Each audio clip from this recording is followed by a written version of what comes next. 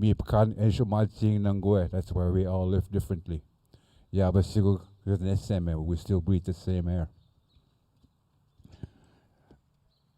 Pide banot ma bomigos. When you get a gift, this feather, mega semigos eagle feather. Chitwa awenwe. That's a great event. You are recognized. Kinasadom mego. E pitandagok en nakin. The value of what you do. Kin ejupamadzin, how you live. Kin ejujonomagein, kin ejuwamagoin, how you show and how people see you. Ninchigeni for myself. Bushgendan, wamago Anishinaabe awya. I like people seeing me as Anishinaabe, and that's all I am, is Anishinaabe. Yeah, when the Anishinaabe, I still speak Anishinaabe. The Kinoomaagewin, I teach it. Kishpenge go weekend man. If you want to know something, come and ask me. Kawin, I'll tell you.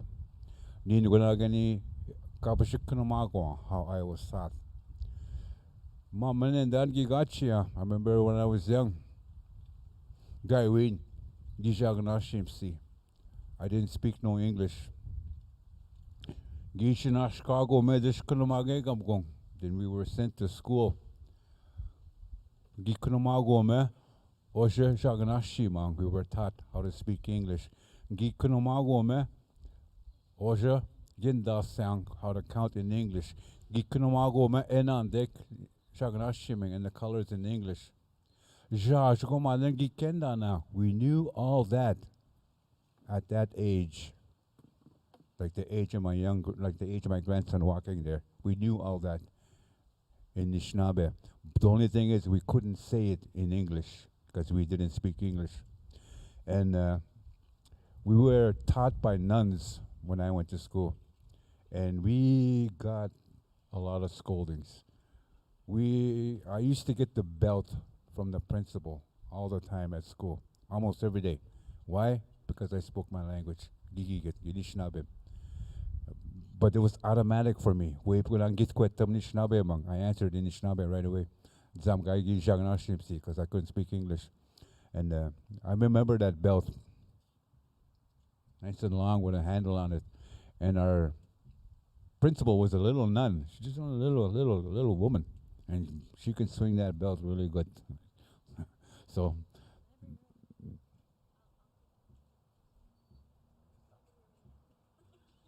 my daughter says, "Dad, that's enough." No, I said, I can talk all day if I want. This is elder abuse. Just kidding.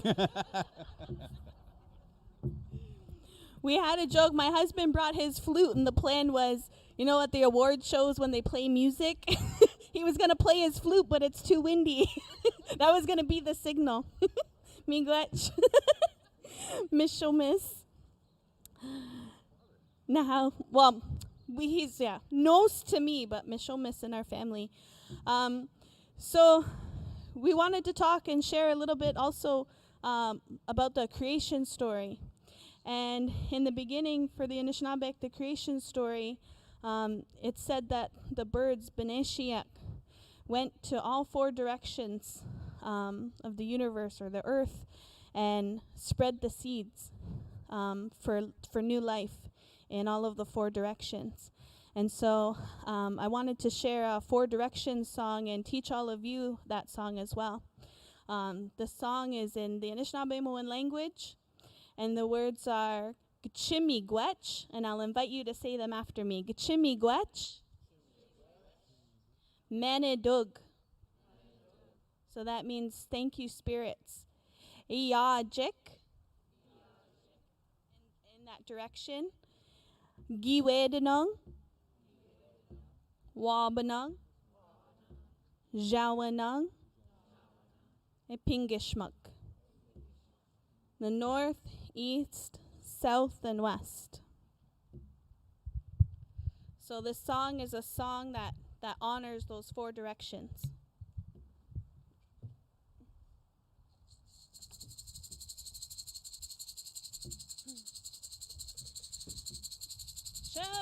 Miigwech, Manidog. hey ajek gi wednong way oh hey way oh hey hey oh hey oh hey oh Chamigoach manidog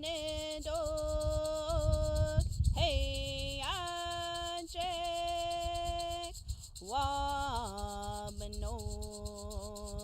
hey oh hey hey oh hey hey oh hey oh hey oh Chamigoach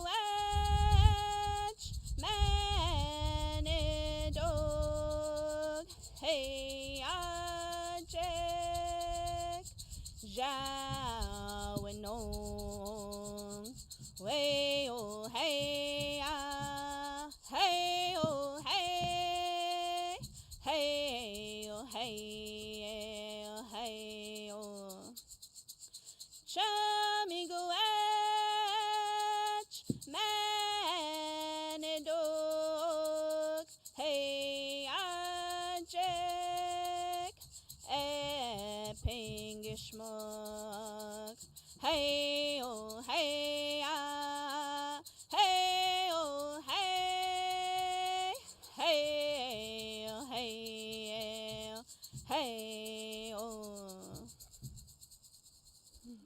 how miigwech. Now, I see some of you recording that, and that's okay. And if you want me to say those words for you later, I'd be happy to speak them into your phone. Because that's a way that we can give thanks, that singing, that energy that we're putting into that song. Give thanks to all of the four directions and all of the gifts that those four directions give to us. And it's important to us that we know how to, it feels really good when we know how to say those things in our language and we know how to speak to the universe and the earth. Because I know in our family we're taught that the animals, the trees, they all speak Anishinaabe. And even if you don't know Anishinaabe and you have to speak English, that's okay too. But when you learn that and you're able to sing those songs and give thanks in your language, it feels really good. And so that those four directions represent many different things in our culture. They represent the four seasons, the four stages of life, the four elements. And from those four elements, the first nene, the first person, the first man was made. And the responsibility of that first man was to travel the earth to name all of creation.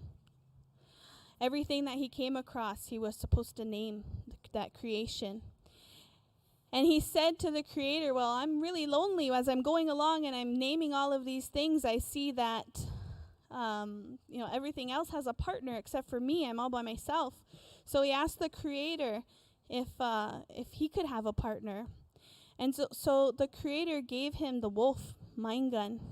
And today, the Nimosh, the dog, is part of that family as well.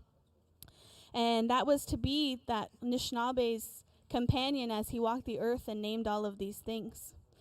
And so I thought it was kind of cool that we had to bring our Nimosh today while we told this story, and you might have heard her barking earlier. But after they were done naming all of the creation, the Creator said that they were supposed to go separate ways. And so that's why we try to keep the dogs away from our sacred things now to honor that teaching when the Creator said that we had to go our separate ways. But even still to this day, since the beginning of creation, the Creator sent that Miinwaa to be our companion. And still to this day, those Nimoshug, those Miinwaa are upholding that teaching, and they're man's best friend.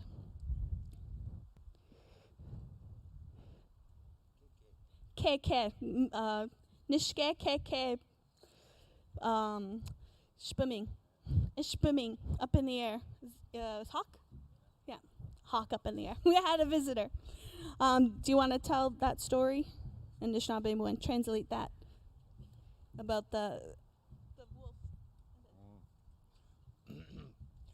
Now, Gibat Kimagak, at the beginning of creation, Anishinaabe, Gibin Juba, Gishgong, the Anishinaabe came from the sky. Ginis Benan Nenon, Jemnedo, he brought down a man from the sky. Win Dishgo Eshanag, Anishinaabe. It was in the image of himself, Maba, Anishinaabe, that Anishinaabe that descended from the sky. Midishman Pi a king, Giyat, and he was on this land. Midishki Kwechimagaza, he was asked, Bamsen, walk around. Kinoomaagewin e Wamdaman, everything that you see, Ge go Kashnakadan, he will call it something. Midishupane Eshnakachiga dek Anishinaabe among, it will always call that in Anishinaabe. Midishki Bam said at tanks kakamikwe, and he walked around medicine plant woman Chike by himself. Kinoomaagewin eshetut Nishudewin. Everything had a twin, which came a friend. And that is one of our creations in our creation story that Jemnedo, the creator, made twinness. We all have a twin.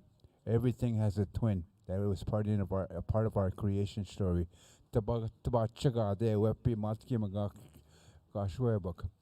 Bum said this ma ba tanking, so he's walking around. Give me someone to be friends with. Me just give me not Numush. Then he gave him a dog. Maingan, a wolf. Me just go look bump said. Then they walk together. Can we give Banuson Kadana to give everything a name? Me just no kidok. Abadek cannot came. You guys have to separate now. He could have do. Na sapsiko Aadziwin kayana ekomadzig. But you will have the same way of life for the rest of your lives. Giwinamon Anishinaabe Manama Ingan. Piwa mut nago Anishinaabe. When you look at Anishinaabe, we're still here, but we're struggling to stay here. Same with the wolf. Yabaman Piya, he's still here and he's struggling to be here. But we're able to continue our lives as Anishinaabe people. Now at the only thing that's short of our full life is our language. Doknomok, Maba, Machat.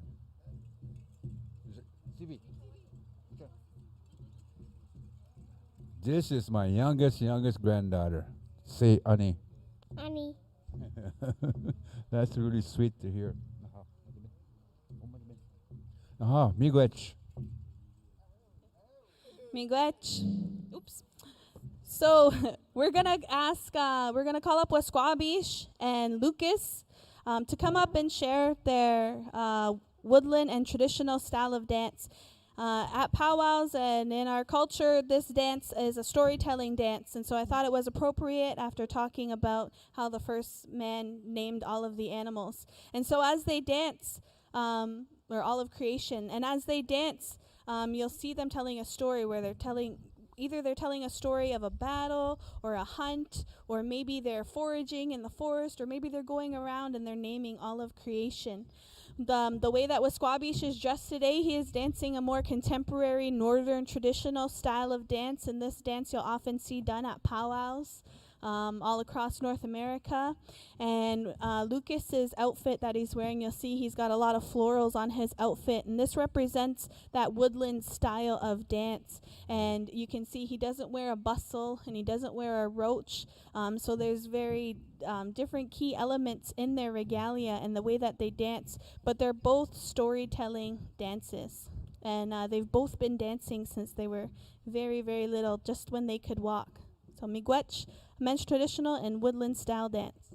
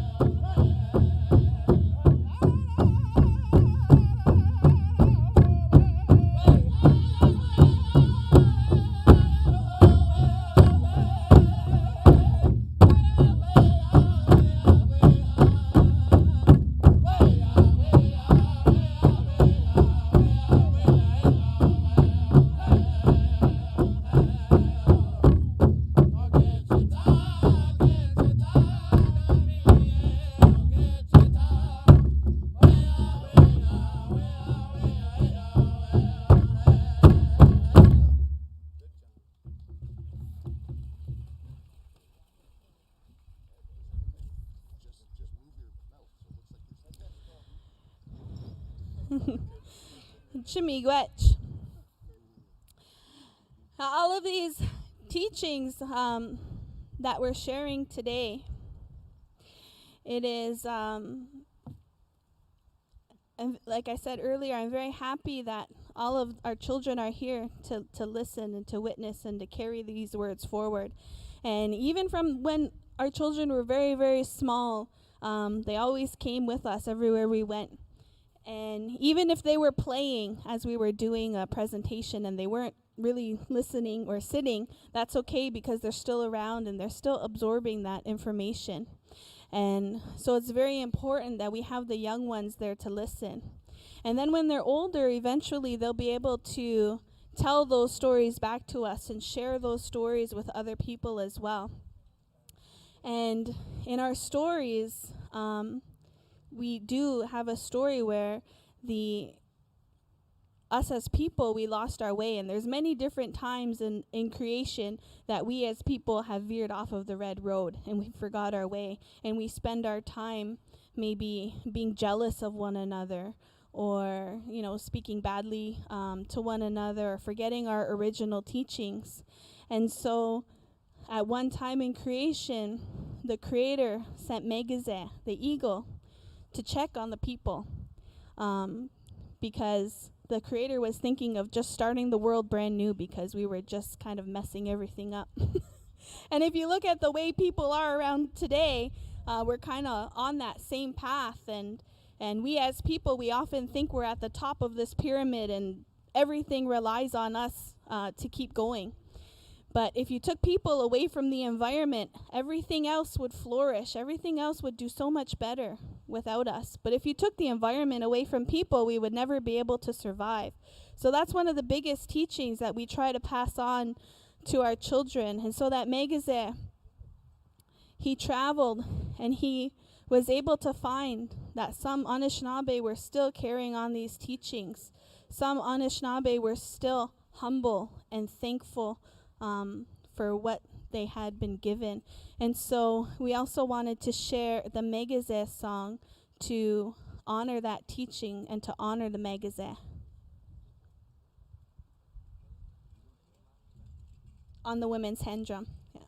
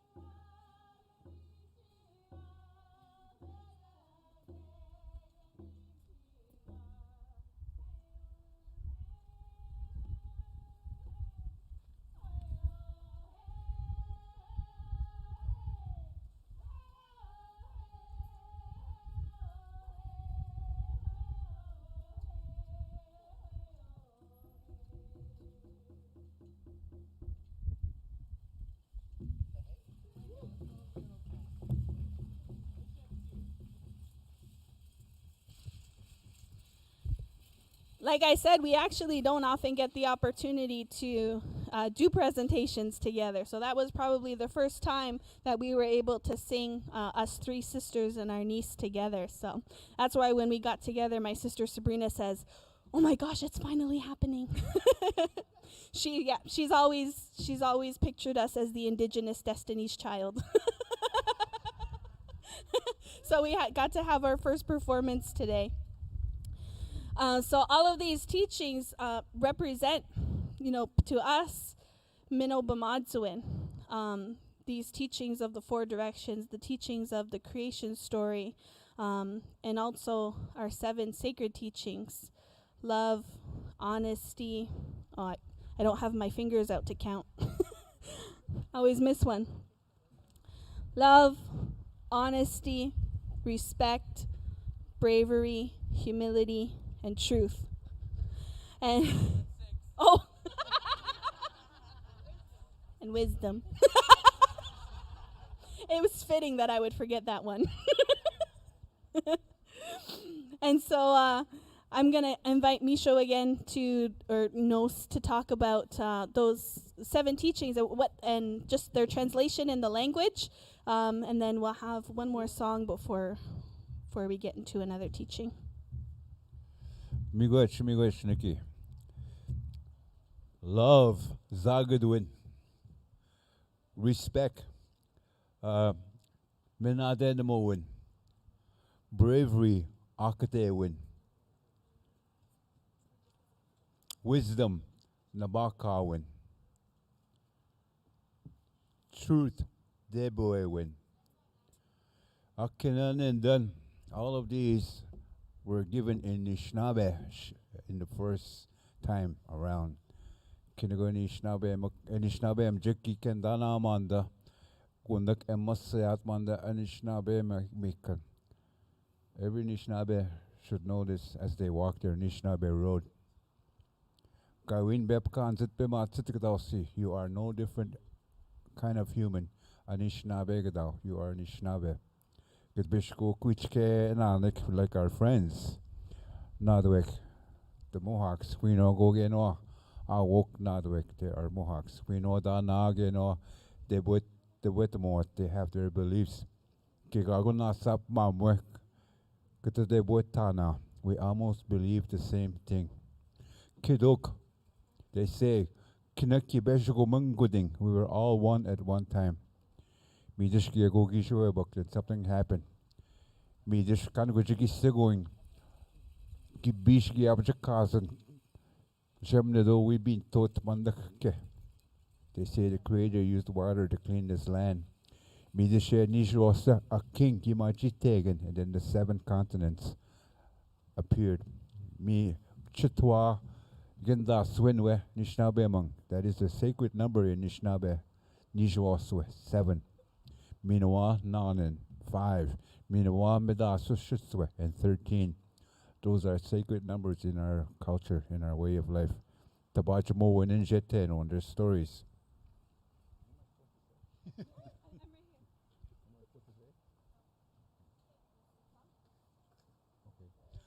No how. They always say, don't let James talk, don't let Michelle talk. Okay.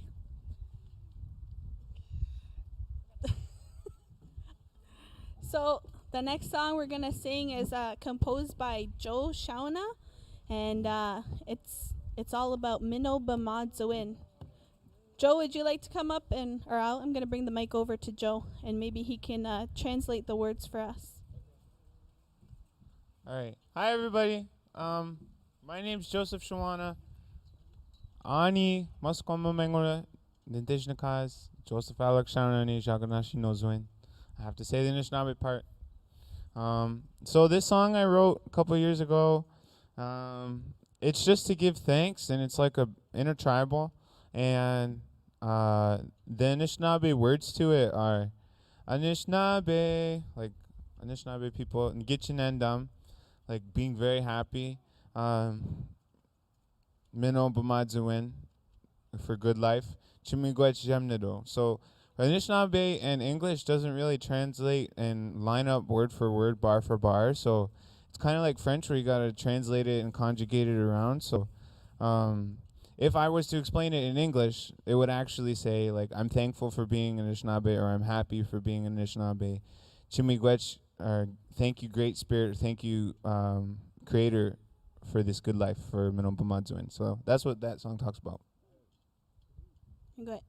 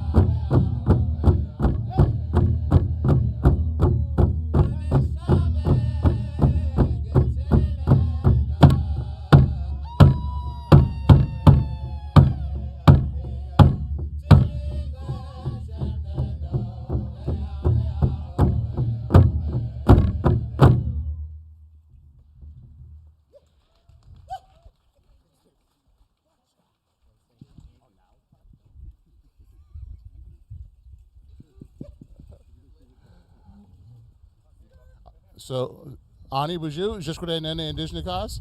I might be a little shy. I'm the shy one of the family, so that's why I didn't even get an introduction. Thanks, Nick. Anyways, so what they call me growing up was a man who walks on a slippery surface, which really identifies really my personality. I like to kind of walk outside the lines a lot of the times. I like to kind of push the boundaries and the envelopes, and not really kind of do what's expected, I guess, of myself. So, and it usually throws other people that are around me for a loop. And what I'm going to share with you today is a little bit of the importance of the knowledge that we're sharing today for you as the audience. You know, I'm looking around at our family that's up here on the stage, and what I'm reminded of is our teaching of the 4 hills of life. And the 4 hills of life teach us about the different stages of life, each hill representing a different stage, from childhood, adolescence, adulthood, and then our elder years. And, you know, I'm looking at the stage and I see all of those hills represented here with us. Within that teaching, what it shows us and tells us about is that with each hill that we climb and we then come down the other side, is that there are different obstacles, different perils, different challenges and opportunities for growth that we have to learn to grow into and learn how to navigate those. I think one of the biggest kind of misconceptions we can tell ourselves is that life is supposed to be easy. Life can be hard. But what I want to share today is that the teachings that we're giving and sharing today, these teachings, this knowledge, is what was given to us to help us navigate those hills, to help us walk those hills in a good way.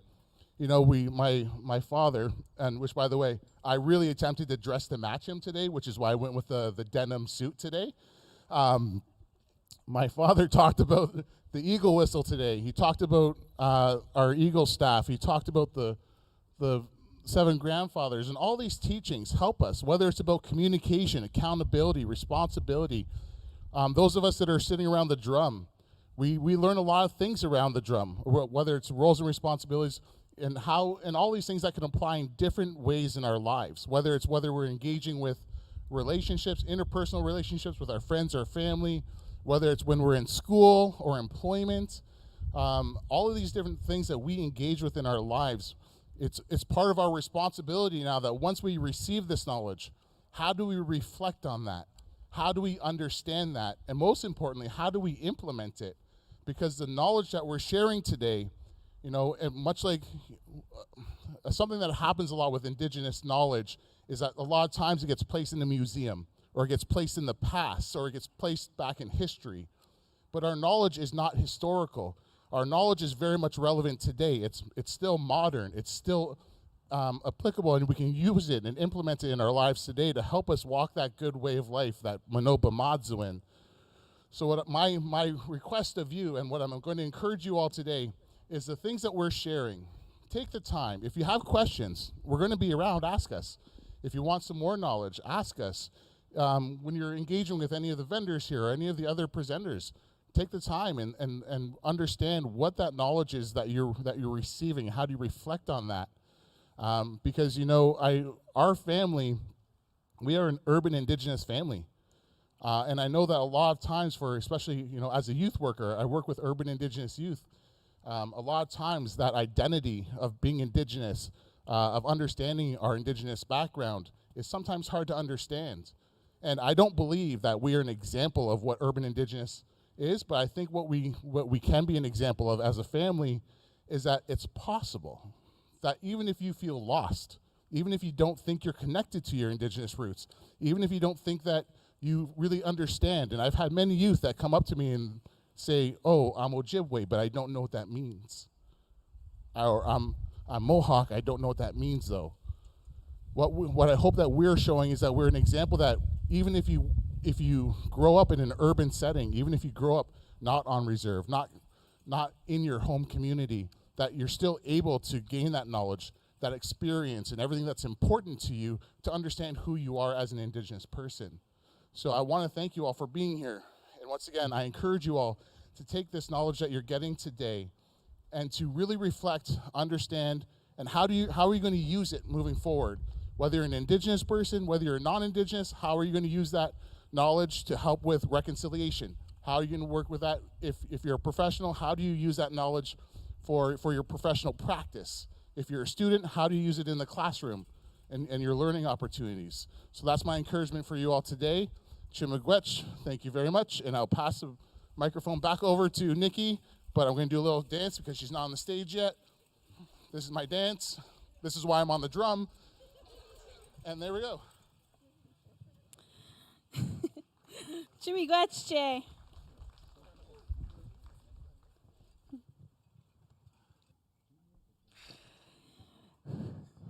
I'm supposed to let you guys know that humor is medicine. So yes, all of these different Anishinaabe and Indigenous cultures, we think of medicine as many different things, not only just what you get in the forest or in the pharmacy. Love is medicine, and laughter is medicine, and all of those things that make you feel good are medicine to your heart and to your soul. So we're going to get into a little bit more into our dancing portion for the second half of our presentation. And so I'm going to call upon our jingle dress dancers for the first dance. And we're really excited because we have two new dancers with us today, ZB and Abilene, and we also have Alexis. And this dance is a dance of the Anishinaabe people.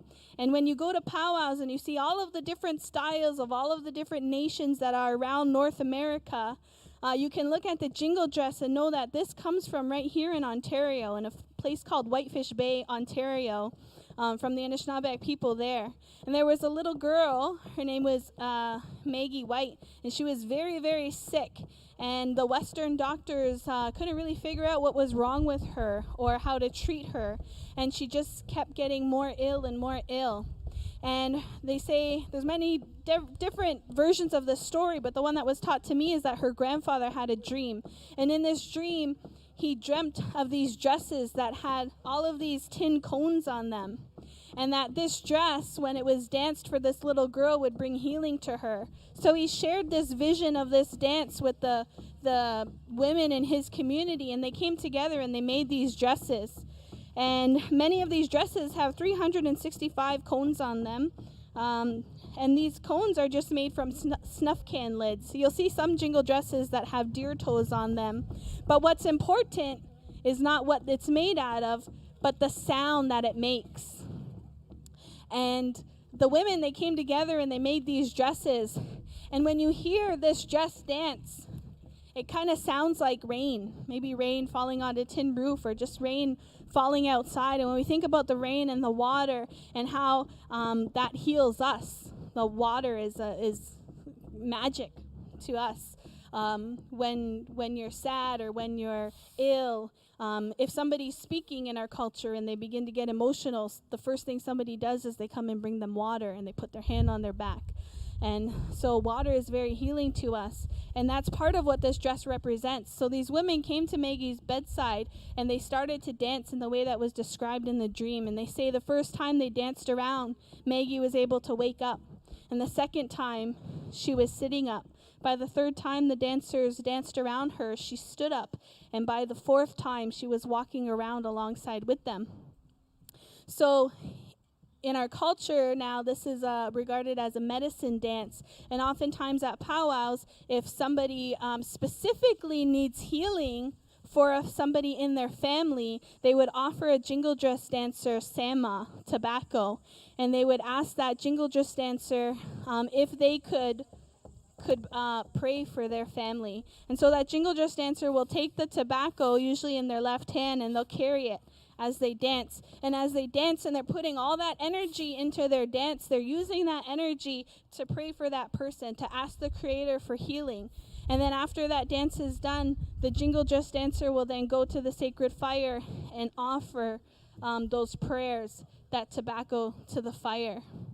Now, we haven't had many of these gatherings since the Aadziwin, the great sickness has been upon us. So I would invite you, though, since we are so fortunate to have a sacred fire, and my buddy Brian over there at the sacred fire, I invite you at this time, if you have somebody in your family who needs healing, or maybe you're having a really hard time through this pandemic and you would like some extra prayers for yourself, before we start dancing here, I invite you to grab some tobacco from the sacred fire. And just as you watch us dance and you hear that song of the jingles and the drum and the song, think about that. Ask the Creator for that healing. And then when we're done this song, then you go offer that tobacco into the sacred fire. So we'll give you a few minutes if anybody would like to do that. And we'll definitely be thinking of you and that those prayers be lifted to the Creator. It's especially important at this time. I see many orange shirts in the audience. You know, as a people, we are mourning. Thank you. We're mourning. We're in grief. Even if we don't realize it, even if we don't acknowledge it, every time that the bodies of children are found at schools, we are reminded of the trauma in our family. We're reminded that at one time in the land that we live, we weren't valued and we were suppressed, and people did not want us to have all of these teachings in our language that we have now. And so that's a constant reminder every time. Not that Indigenous people need a reminder. We know every day. We see the effects of this every day. And so I was really happy that we had so many of us jingle dress dancers here today, that we could, bring that healing to people as well. And you could hear the jingle dress today. Chimigwech.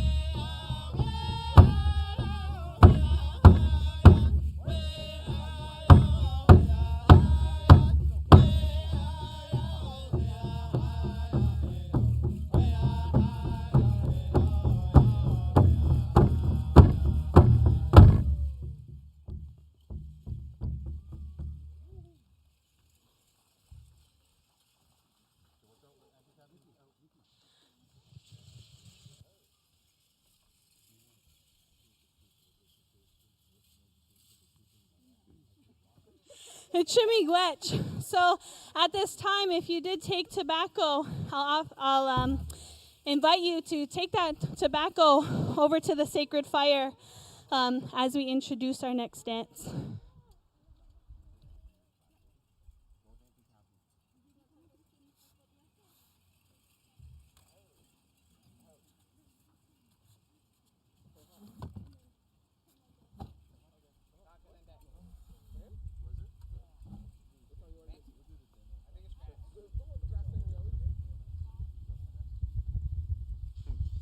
Hi, everybody. I'm Joe Shawana, or Joseph Shawana, Indigenous Aadziwin.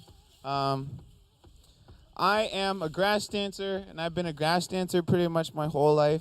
I've been off and on from like a fancy dancer to a men's traditional dancer, but this grass dance is one of the oldest styles of dances that we have on the powwow trail. And from the teachings that I've received, this dance comes from like the Alberta, Saskatchewan area, and out with the Cree people. And what happened would be they would send the grass dancers out first before any powwow or any ceremony or anything. And because we didn't have any lawnmowers or weed whackers or anything like that, they would send the grass dancers out, and their job was to flatten the grass for all of the events or any ceremonies or anything. So they would dance to the song, and they would use their feet and do different footwork or spins and high kicks and stuff so to get that grass to go down. Now, in contemporary times, if you were driving on the highway and you see that long grass, that's the kind of grass I would be dancing on. But now these dances are seen. There's grass dance societies. There's also two different styles of grass dance. There's like a contemporary and an old style. The contemporary covers more ground, where I'm going really fast and covering a lot of space and doing a lot of footwork. But the old style is more I stay in one place and really have intent behind every foot I put down. So that's the difference between the old style grass and the contemporary style grass. And this regalia I've had on, I've had it for about 4 or 5 years now. And it's my colors. My colors are orange and blue. So, yeah, that's the grass dance.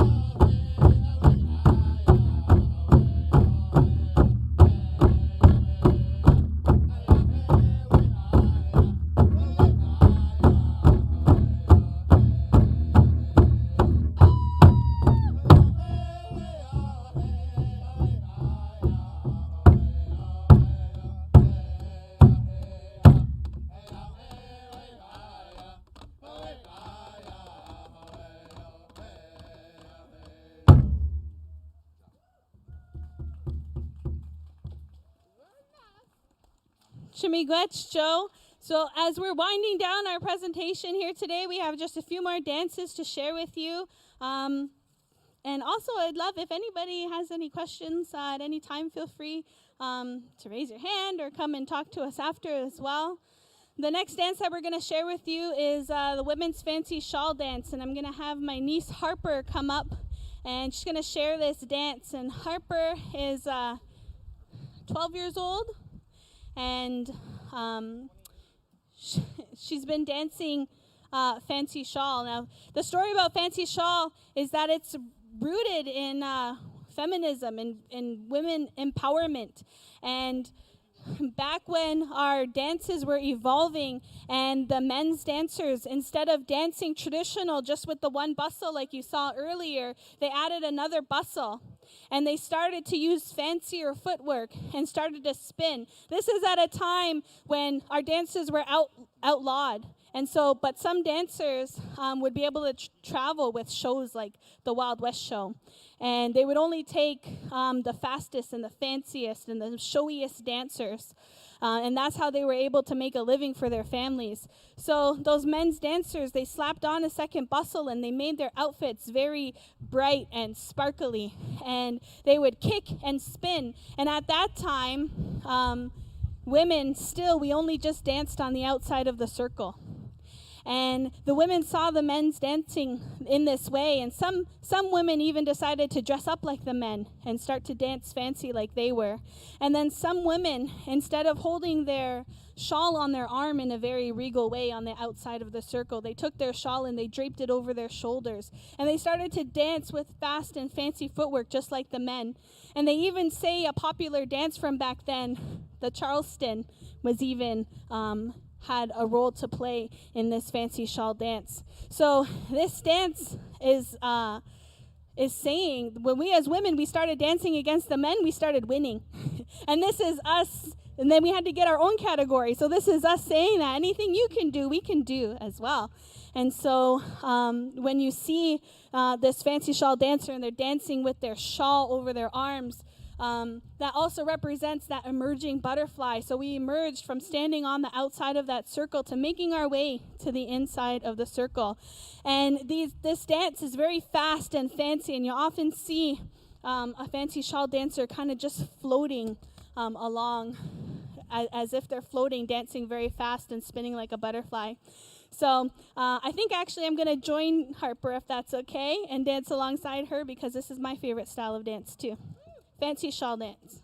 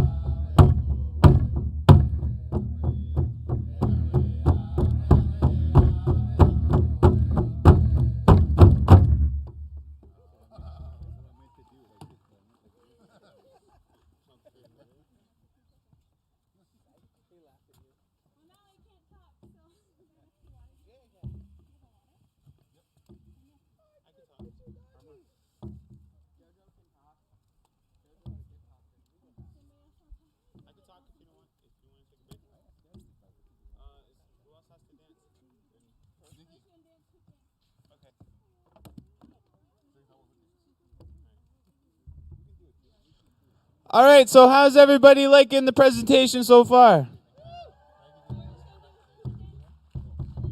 All right, sounds good.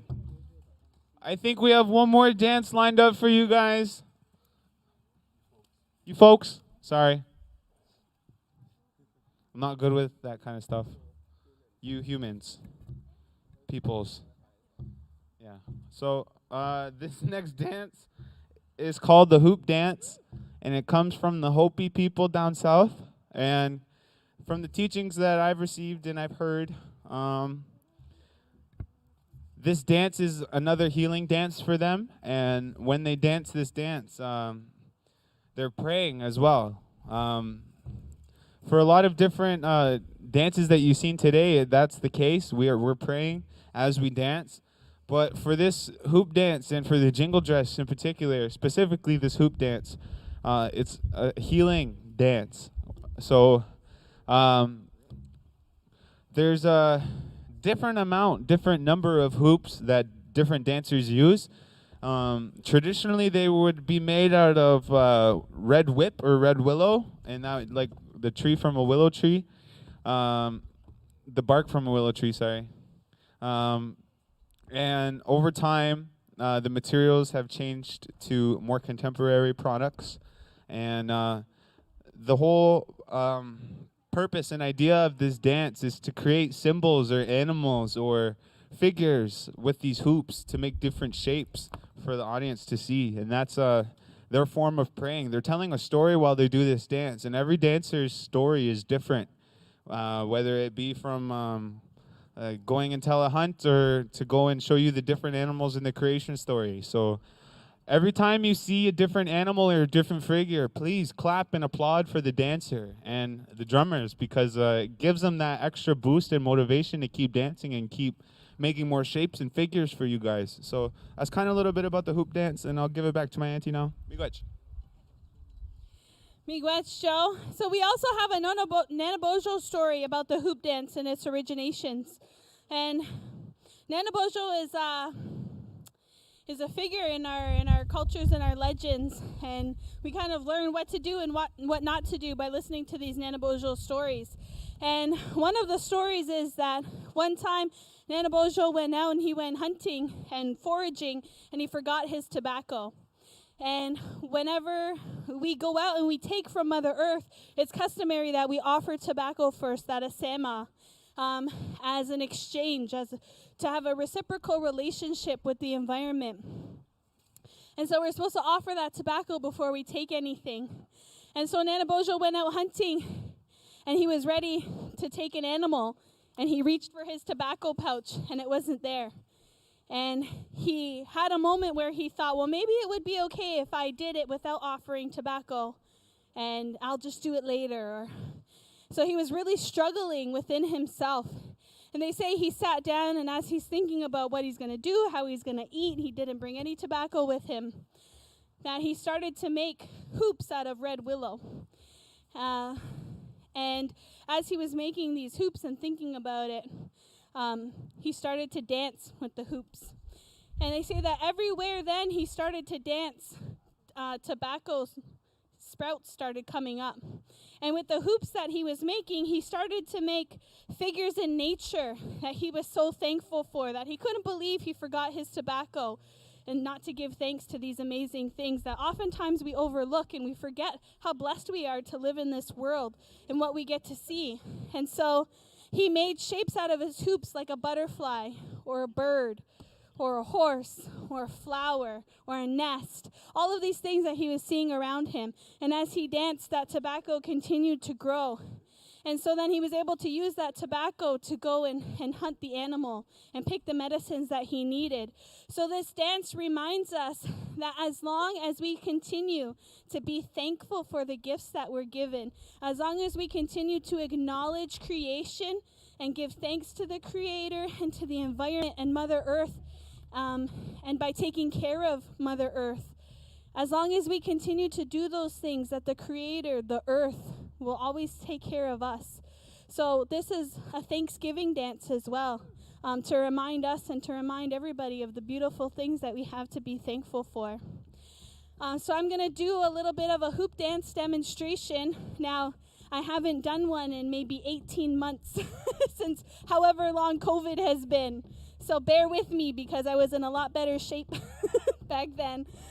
And then I believe we also have some time for a few people to come up and try the hoop dance. Now, is there anybody here that signed up to come up and try the hoop dance?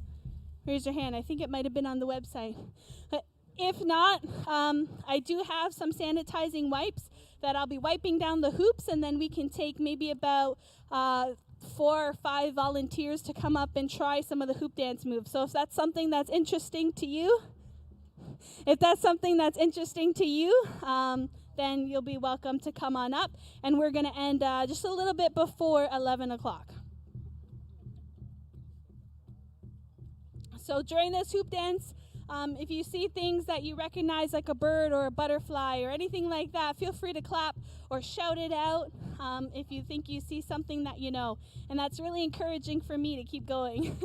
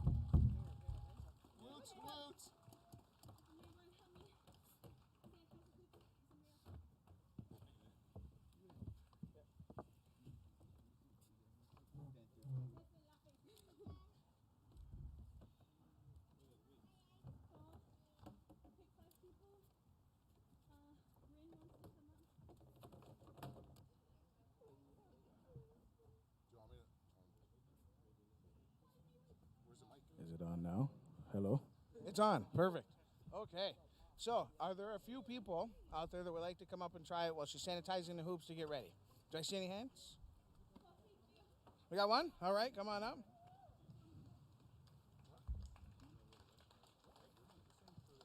Set of stairs right over here, I think, for you. Anybody else? Number two. Number two, come on up. Up the stairs, I think. Or are you going down there? Sanitizer in the basket. Number three. Oh, I thought you were coming up here. I seen you get up. I thought for sure you were coming. All right. Number three. I see a three? No? Okay. All right. Well, I'm happy to have been here today, and I'm glad to be a part of these sharings with you throughout the day. And this is going to be our last one, and we're going to finish off just to give you a try so that you can throw your own prayers out there for yourself and for your family and for your community. And that's the way you should look at things is, first of all, look at yourself to keep yourself whole, to keep yourself healthy.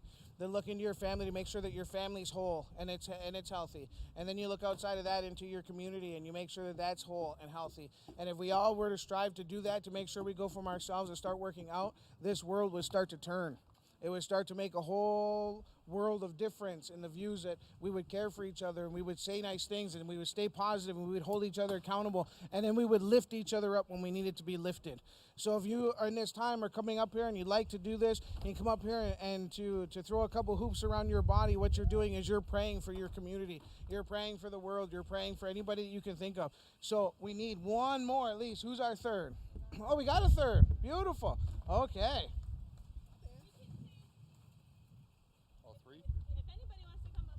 Anybody else want to come up? We could take another one. I'll invite you to just pick a spot where you're at least 6 feet away from everybody.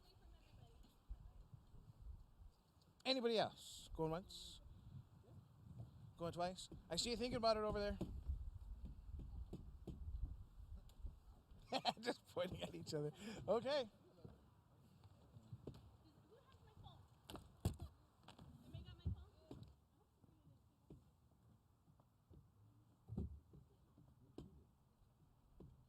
We got 10 minutes. 10 minutes. Okay, we got 5 minutes.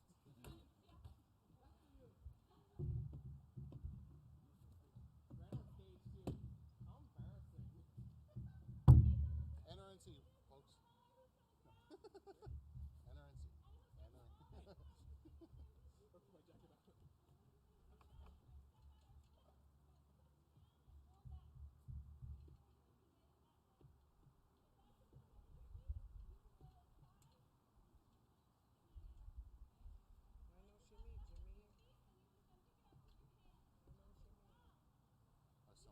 Dylan. So like, Dylan.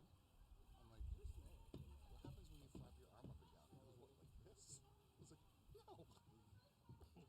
I usually hit my chest.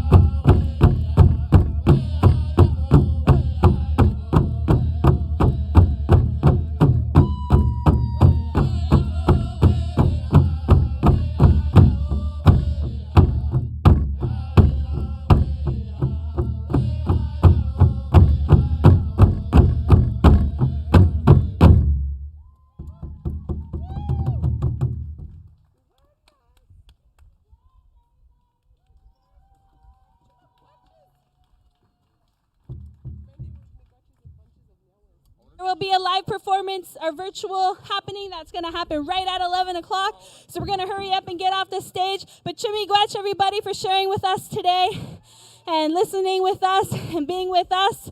And also these events in the food booth, this is going to be happening all day. Tomorrow, join us again for jingle dress dancers at the drum callback tomorrow at around 3 or 4. Miigwech, everybody. Have a great day.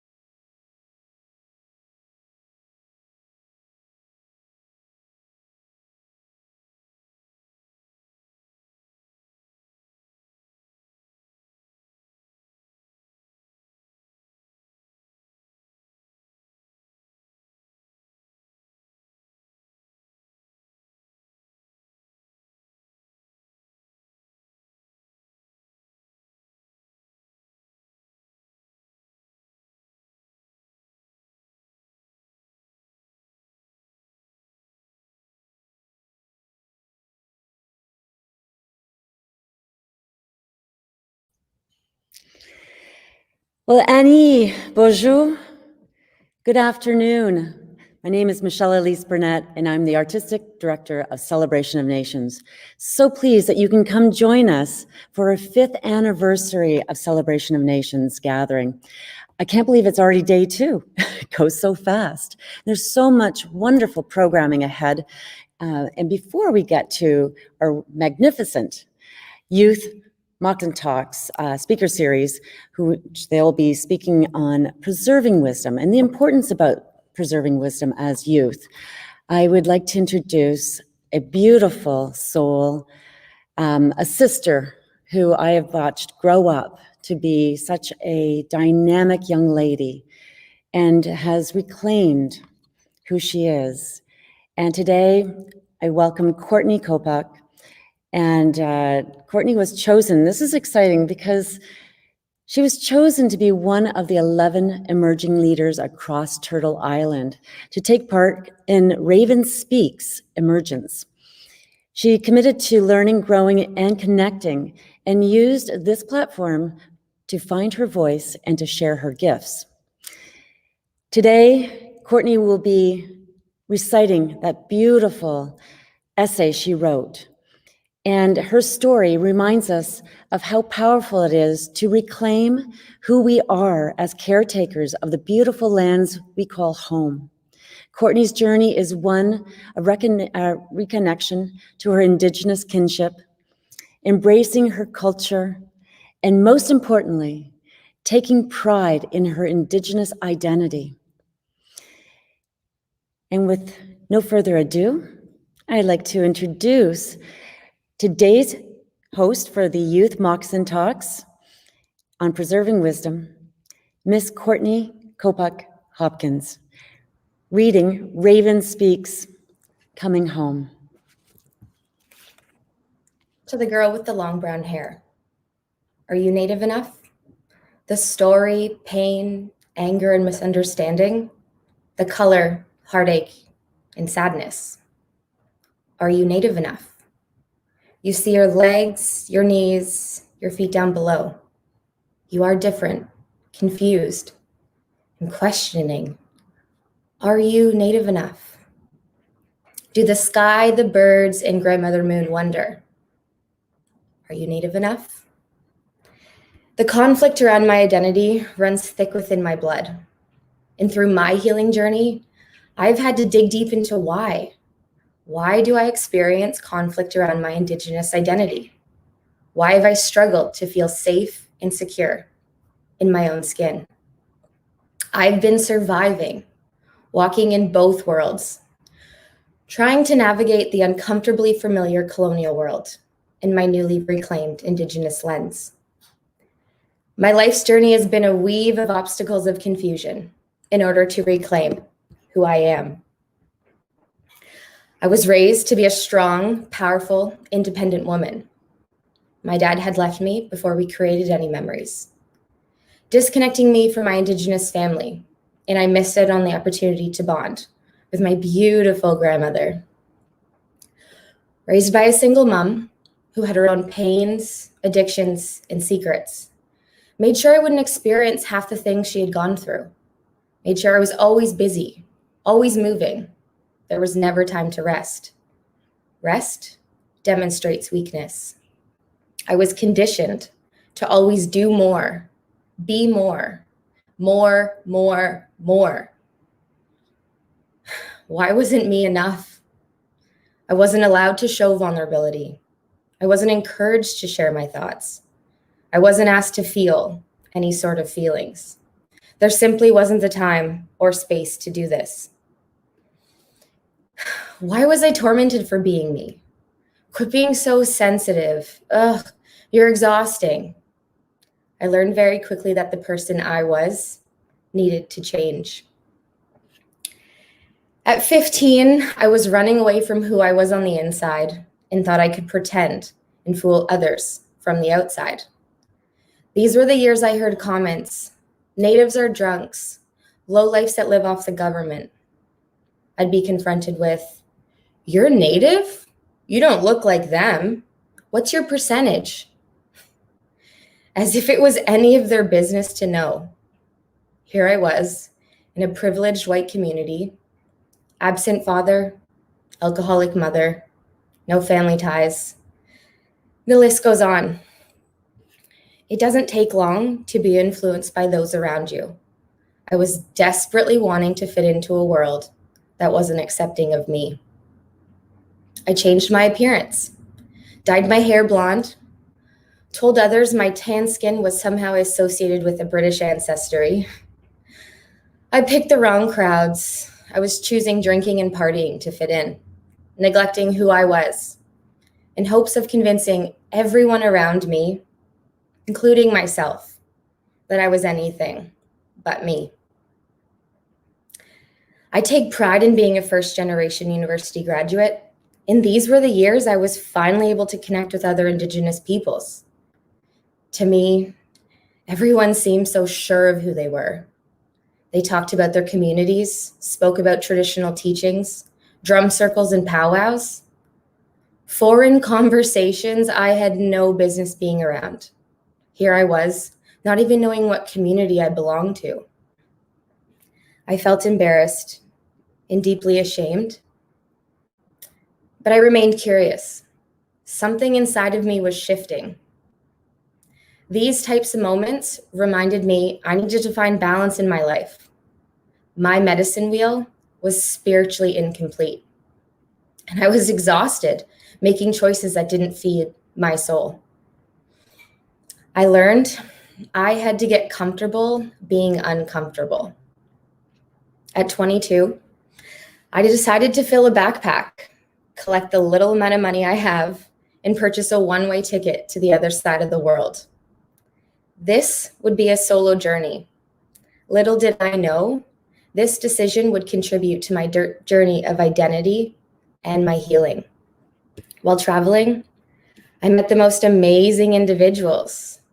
I was finally being myself, thousands of miles away from the only world I ever knew. Although it felt as though I was looking at my world from an eagle high in the sky. Being out of your comfort zone forces you to reflect. I moved through waves of pain from my upbringing, felt the absence of my father, my family, realized I needed support, nurture, and kindness when times were tough as a little girl. I had to acknowledge the many decisions I wish I had done differently. The deeper I looked within, I realized a lot of the pain I felt wasn't necessarily mine. Both sides of my family have encountered a lot of sadness and suffering. The historical oppression of our people has been passed down through my bloodline. I realized that intergenerational pain has been a barrier preventing me from acknowledging who I am. It was smacking me right in the face, and I realized this had a role in uncovering my truth. It was time to put a voice to these experiences. This is the trauma I felt deep in my bones, 9,000 miles away from my homeland.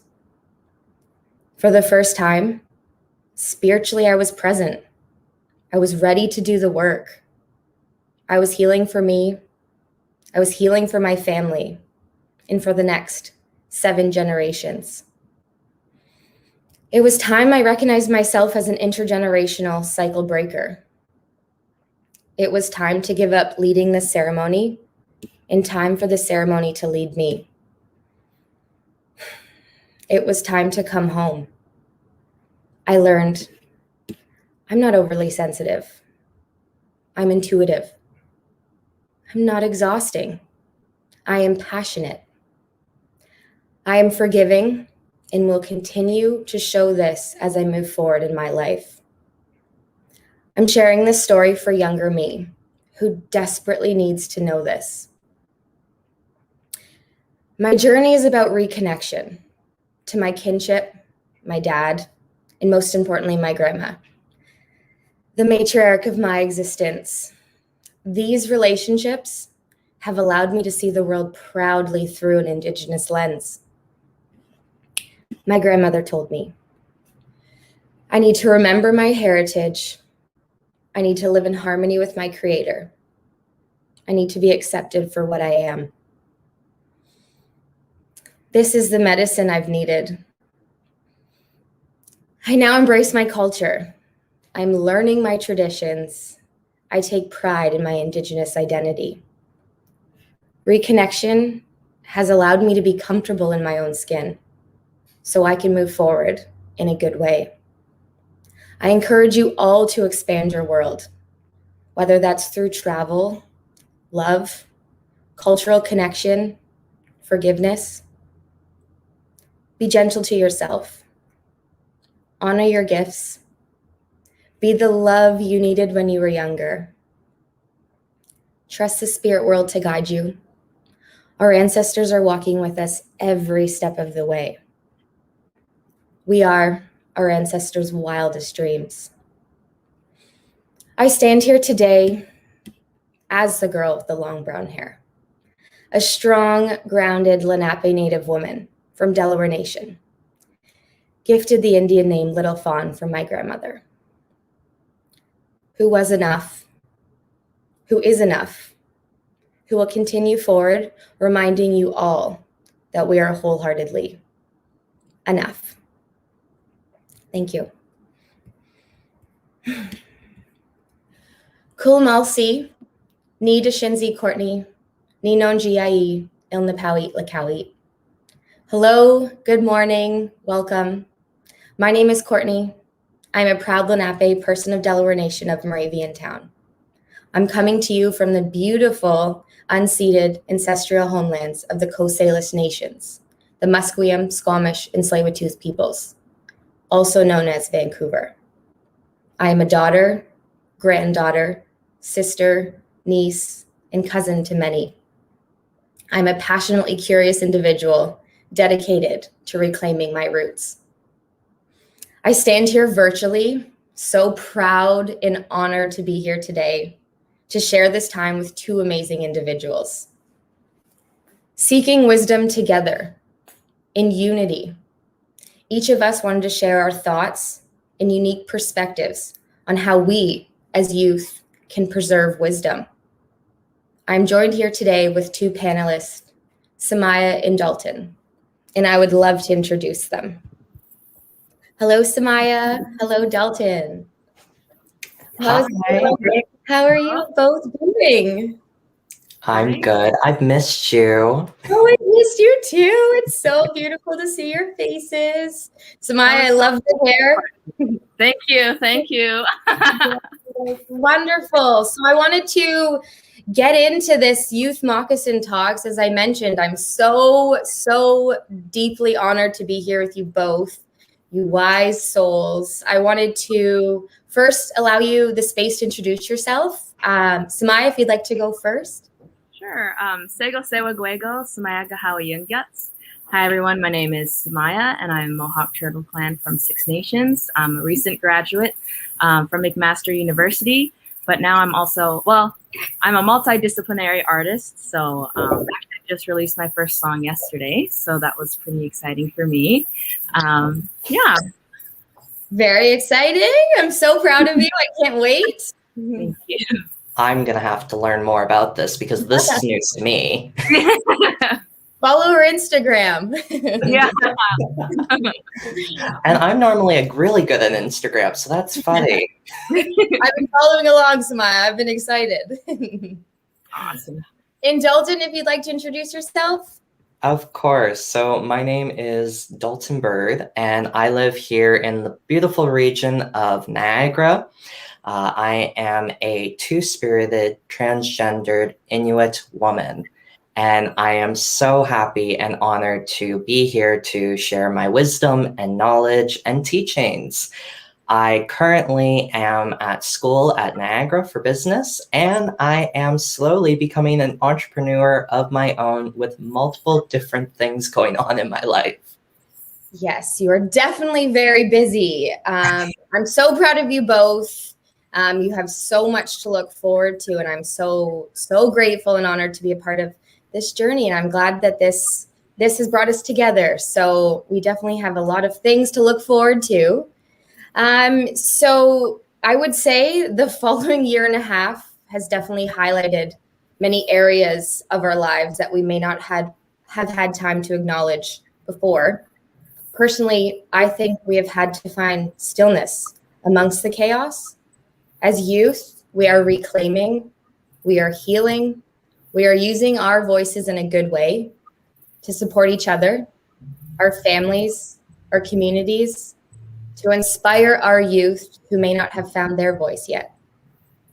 We stand here very proud to share this space for these conversations. And I encourage the audience to ask questions and participate as they see fit. As mentioned, we all bring very unique perspectives and lived experiences. And with that in mind, what does wisdom mean to each of you? And how do we define wisdom? Semiah, if you'd like to start. Sure. I was thinking about this, and I think that wisdom for me is almost like a universal truth. Like, I feel you can see all these tidbits of knowledge in every culture around the world when you like break it down to the bare bones. And to me, coming from my Haudenosaunee Mohawk culture, I think of our teaching of the Great Tree of Peace. And it's like, let's say you have something on your mind or some kind of decision you need to make. Before you actually create an opinion or make a decision, you're supposed to walk around that tree to look at it from every different perspective. And I feel like a lot of our decisions can be almost like unconscious thoughts, or we don't really think of the other side. So I think wisdom comes with taking a step back and really critically analyzing a decision before you make it. Absolutely. Absolutely. Bringing both your traditional knowledge and your amazing, powerful background, the critical thinking piece. I love that. And Dalton? That's a great question. Very loaded question. I know. Well, wisdom to me is really just taking that time to get together with your elders one-on-one and taking in their knowledge and retaining it, because then their knowledge that they give you is the wisdom that you can then use in the day-to-day life of everything. I know as a Inuit person far from where my ancestors were from, I have learned from many different nations. And with that, I take it as universal wisdom because of the fact that everything that I learn, I recognize who I've learned it from, and then I put it into action and put it into actual ways to make it better for the next 7 generations. Beautiful. Thank you. Absolutely. I mean, you both are so wise. Sometimes it's overwhelming. I know in our previous conversations, I felt that so much, but thank you both for sharing. And when I add to that, I think wisdom to me is an inner knowing. It's about honoring our spirit and giving it purpose. Our bloodlines carry generations of knowledge and stories, and it's putting a voice to that and walking proudly. And wisdom is something we can carry with us anywhere. Wisdom to me means strength, love, support, guidance, and trust, and trusting that we have all we need within. So thank you both. So what helps each of you move through the colonial world as Indigenous peoples, while still upholding our cultural teachings, knowledge, and most importantly, wisdom? Dalton, if you'd like to. Oh, I love question for you both. I love that question because sometimes the colonial world tests my strengths. But what I do every single morning is I smudge. And I say a little prayer, and I actually go for a morning run near the water. And as many people know, as Indigenous people, we very much, as Indigenous women, we find healing, we find knowledge down by rivers, by water, really. And so, how I uphold my Indigenous ways whenever I'm doing anything is really that I stand up for myself, but I also stand up for those that don't have a voice. As many people know, I do a lot of political things behind doors, in boardrooms, in committees, and I constantly get challenged on, is that really Indigenous? And I'm like, I'm the Indigenous person here. Are you the Indigenous person here? So it's really just about courage and confidence is what I find. And always know that no matter what, you can have courage and you have people to support you too as well. It may not be us youth, but our ancestors and our aunties, our uncles are always around the corner listening in, and they are always, from what I have learned, they always will have your back and teach you. Absolutely. Beautiful. Thank you, Dalton. I'm sure a lot of us in the audience as well can relate to what you mentioned.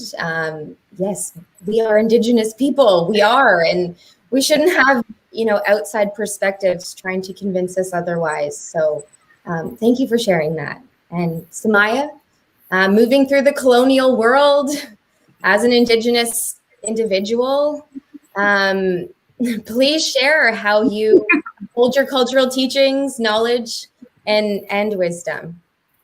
Yeah, well, I've always gone to school off the reserve, but I always had a very cultural and, wise family to come back to at the end of the day.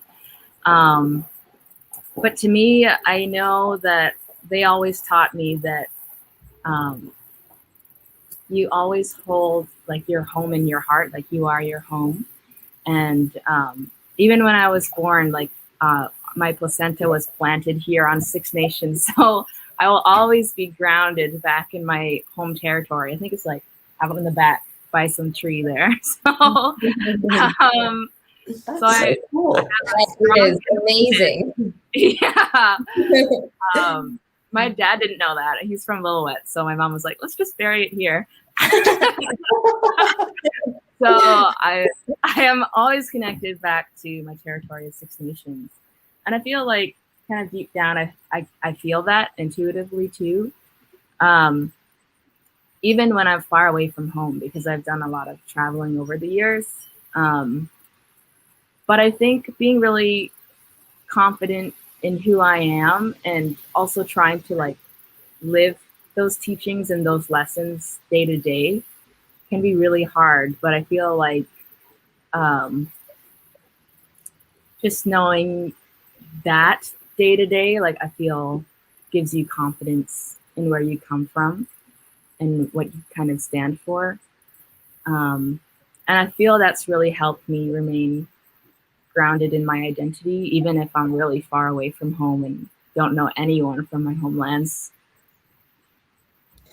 Definitely, and I can relate to a lot of what you said too, being so far away from my homelands, and even Niagara being, I do call that home. I really connected to my culture then as well. Being so far away, being on the coast, you have to really ground yourself and remind yourself where you're from, but also be open to your surroundings as well. I mean, as I was mentioning to Semiah and Dalton both, trying to convince you both to come out west and stay with me. Yeah, it's important to ground yourself in your culture and your teachings. And Dalton mentioned your movement is something you do. Movement is medicine, and I can relate to that as well. And also being near the water, I luckily live very close to the ocean, which I'm grateful for, but the ocean has a lot of medicine in it, and it is medicine. And combining those two, the movement, which is my medicine, and the ocean, which is medicine, is the best way I, being so far away from home, can ground myself and remind myself how strong I am. I have my ancestors with me, and I have the medicines all surrounding me. And I think in recent years, to me, connection to my kinship. I was disconnected from my culture and my family for most of my life. But now I can speak with my grandma almost too many times probably a day. I think I'm the only one who probably calls her this much, but speaking with my uncles and sharing stories and reconnecting, and asking every single question I can, but then also finding comfort in the silence and just listening, because our families carry so much medicines and wisdom, and sometimes I just need to not talk and just listen. But definitely dedicating that time and space to learn about my traditional ways and how I can bring them into the world. And also standing in my truth and owning my identity. That's been a journey for me, as I mentioned, and I'm sure some of you can relate, maybe some people in the audience, but sharing your story with others, and knowing that uncertainty is often normal and unfortunately very common amongst our people that didn't grow up in their culture or weren't connected to their family. That's definitely something that's helped me heal and connect to my cultures, sharing my truths and finding other Indigenous people to relate to. So anyways, I could talk all day about this. You know this. So as inquisitive youth, we agree and acknowledge that education is a lifelong journey. However, how can we increase our knowledge base and expand our understanding of wisdom? I'll leave it up to either of you if you feel called to share. I did a No, go ahead. I went first last time. You're okay. Okay, I think expanding my knowledge was really like just talking to other Indigenous people, even not from Turtle Islands, like meeting a lot of Maori, like they're so amazing, and just finding a lot of similar truths in each culture I thought was really, really interesting. Yeah, I think just talking with a lot of people, because I think everyone has wisdom, and you can learn really from anyone. So just finding like the beauty in other people and learning from them, I think can teach you a lot of really great things. Absolutely. Absolutely. Thank you. And Dalton? Yeah, I have to agree with that 100% because that's how I learn, really, is, as I said before, for me, it's about speaking with my elders, because they're the ones that have a lot of knowledge. And I'm so blessed to have so many people around me that are knowledge keepers and are elders within our community. I actually really got started with a lot of my public appearances because of one elder who really forced me into the light, because she recognized that I was the person to take over her position in the community one day. And I'm so very blessed that I have an elder that is literally down the street, and like I can just call her up, text her, be like, hey, I want to come over. And she'll be like, okay, come on over. I'll start with the tea. And I just am so very blessed to be able to learn from our elders, but not only just elders, I have to say. I am so very grateful to some of our youth that have learned and actually done education programs with knowledge keepers too as well, and have learned even more. And that's something that I love to listen to. As many people know, I love to talk and talk and talk and talk, but sometimes it's so nice to just sit back and just listen hours on end of so many great stories, lessons, anything really. If you tell me a story or something, I will sit there and I will listen, and I will be your number one ear. I love it. I wish we had more time. You could tell us a story. That's amazing, Dalton. What a gift to have someone with so much knowledge right down the street from your home. I mean, I wish I had that. But you're very lucky, and that's amazing. And I'm so glad you can share those stories and teachings with us in your community and use your voice in a good way. I think when I think of increasing my knowledge of wisdom, for some reason, the first thing that comes to my mind is community connection. Of course, speaking with elders, but also leaders, community leaders, youth leaders, knowledge keepers, medicine women. There's a beautiful woman in the local community here who has taught me so much of the natural world and plants and the medicine that they carry. And that alone is an abundance of wisdom. So they have endless knowledge. And I'm honored every time I get a chance to connect with community members out here, because it is different. It is different cultures in a sense, but at the end of the day, our values are all the same as Indigenous people, to think 7 generations ahead and to look after one another and be kind to each other. And I think knowing that we have that ancestral wisdom within, that there's strength and resilience and love always within us, and remind ourselves of that and move forward with that as our top priority. And having an open mind and open heart and accepting their gifts and their wisdom and their knowledge that they share with us, which is powerful in itself. So what steps can we take in our communities to create awareness of cultural wisdom? Again, another loaded question. Take a moment if you'd like. But yes, what steps can we take in our community to create awareness of our cultural wisdom? That is a loaded question. I would probably say, as we've been pretty much preaching this entire time, is just listening and participating.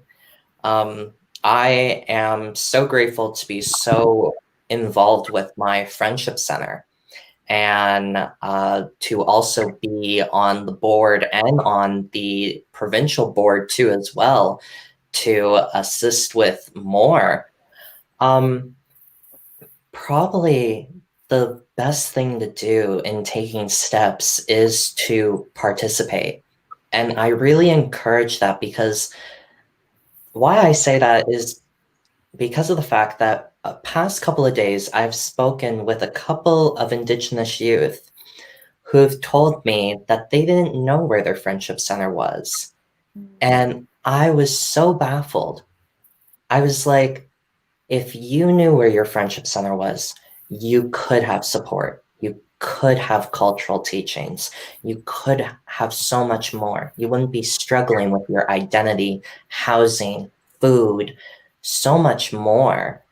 And so for me personally, how I increase my awareness is by listening, participating, and also by putting in action of everything that I have learned, listened, and done. Wonderful. Thank you, Dalton. Yes, absolutely. I couldn't agree more. And I can relate personally. For years, I didn't even know what a friendship center was, which is unfortunate, but I found my way. But in sharing this, in sharing that wisdom, we can have younger individuals find their cultural connection sooner. So they don't have to wait until they're 19, 20. They can find it,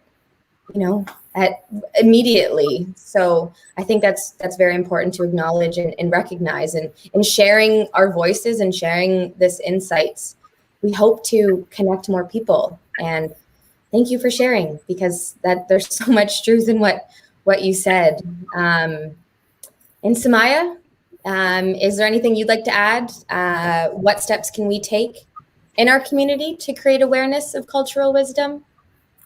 Yeah, I was just thinking about that. It'd be really cool if there's like an elder podcast, like from our own community. Yes. Have the youth teach them about technology, because I feel like I'm really blessed to have grandparents to talk to me a lot. But I recognize not everybody has that. So even if there was a way to virtually get that experience, I think that would be really cool. Or even like a Patreon, just like a board of youth and elders, because I feel like youth also have wisdom of what it's like to be Indigenous right now, today, as a young person. So I think hearing what both generations have to say would be really interesting. And also, I feel like sometimes cultural awareness really does take time, as you both were saying. It takes a lot of time to just sit down and listen. And you as a person, I feel like you have to be really invested in that journey and like ready for that journey. Yeah, and also with the teachings, to not take them at face value either. Like, they really serve as a reminder of what the actual wisdom is, and to really, like, that's the meat and potatoes of our culture, you know, of what it actually means. And I think that that's really important for cultural wisdom. Yeah, that's it. That's all I have to say. So many ideas in that one comment there. First, everyone be prepared for our upcoming podcast, bringing you together. I'm in. How could that be, the three of us with three elders? Wow. I mean, definitely the relating to the technology when it comes to elders. No, not all elders don't know, like, they do know how to navigate technology, but I'm speaking of my grandmother. She does not, so that would be amazing to help her advance, and then in return she shares some of her knowledge and wisdom with us. But yeah, you share a lot of amazing. Michelle, Lisa's mentioned next celebrations. We are doing this, so be ready for next year. But thank you for sharing that. There's a lot to be said to that wonderful response. Sometimes it takes a while for the teachings to really come into your world, or for you to kind of put the two and two together. And I think you do have to be ready to receive it, and to also put it into action, so to speak. And when hindsight's 2020, when you're looking back and it's like, oh, that's why I was told this, or that's why I was, I waited until I was a certain age to meet this individual. And there's lessons in all of that. And I think just being open and aware to those, and being mindful of all the messages around us, because they are there and not always as clear as we would like, but reflection definitely helps putting that into make sense of it all, I suppose. And I would say leadership is also very important. Both of you are natural leaders, and just being here today and using your voice shows leadership. But I think leading by example too can help create awareness of cultural knowledge. And again, sharing your truth and starting conversations around Indigenous people, whether that's speaking to non-Indigenous people, which I was around a lot of non-Indigenous people most of my life. So now I pride myself on the story and knowledge and culture that I'm so grateful to now know and listen to. But I think we really have to look after one another, Indigenous or not, just human beings. And I think in our society, could be wrong, but I don't think I am, but looking after one another should be our first priority. And, we need to be reminded that, we need to help each other out. We need to be kind. We need to move forward with love. And sometimes in our world, we forget that, or our priorities shift a bit. But going back to our roots and those teachings of love and wisdom and kindness and thinking of 7 generations ahead is really helpful. Dalton, did you have something to add to that? I do, and I didn't know how to signal, so I'm happy you kind of got my hands really considered there. I actually have 2 points to make there. So along the lines of leadership, and how a lot of people look at me and see that I'm such a natural leader and I naturally have confidence and courage in myself, to any of the young ones out there, please know that me personally, I didn't have this courage when I was your age. I grew up in a community that saw the potential in me and forced me into leadership roles and forced me to go to leadership conferences, workshops, and to really encourage myself. So if somebody is encouraging you to do stuff like that, it's because of the fact that they see potential in you hugely. And that's what I saw. Well, back then I didn't see it, but now I definitely see that it was a lot of, they saw the potential in what I could then become. And my second point to your statement about that we all have to take care of one another, 100%. That is something that I constantly think about on a day-to-day basis.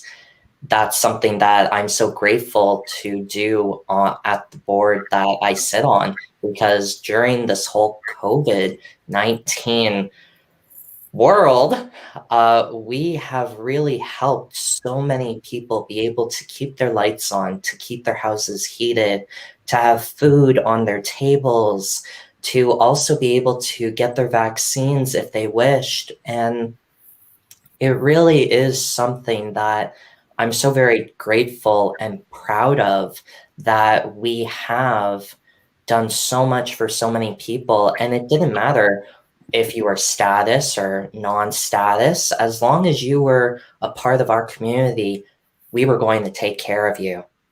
And it was really something that I truly took into my heart. And I'm also on the signing committee too as well. So I sign off on checks, which for 23 is a very daunting thing to do. And I truthfully, every time I get a phone call, hey, we need you to come in and sign checks, literally within 10, 15 minutes, I'm there signing checks, because I know that that check is either going to keep electricity in a house, food on a table, get somebody the school books that they need, or anything else that a friendship center can provide to an individual. That's where my little rant went with that.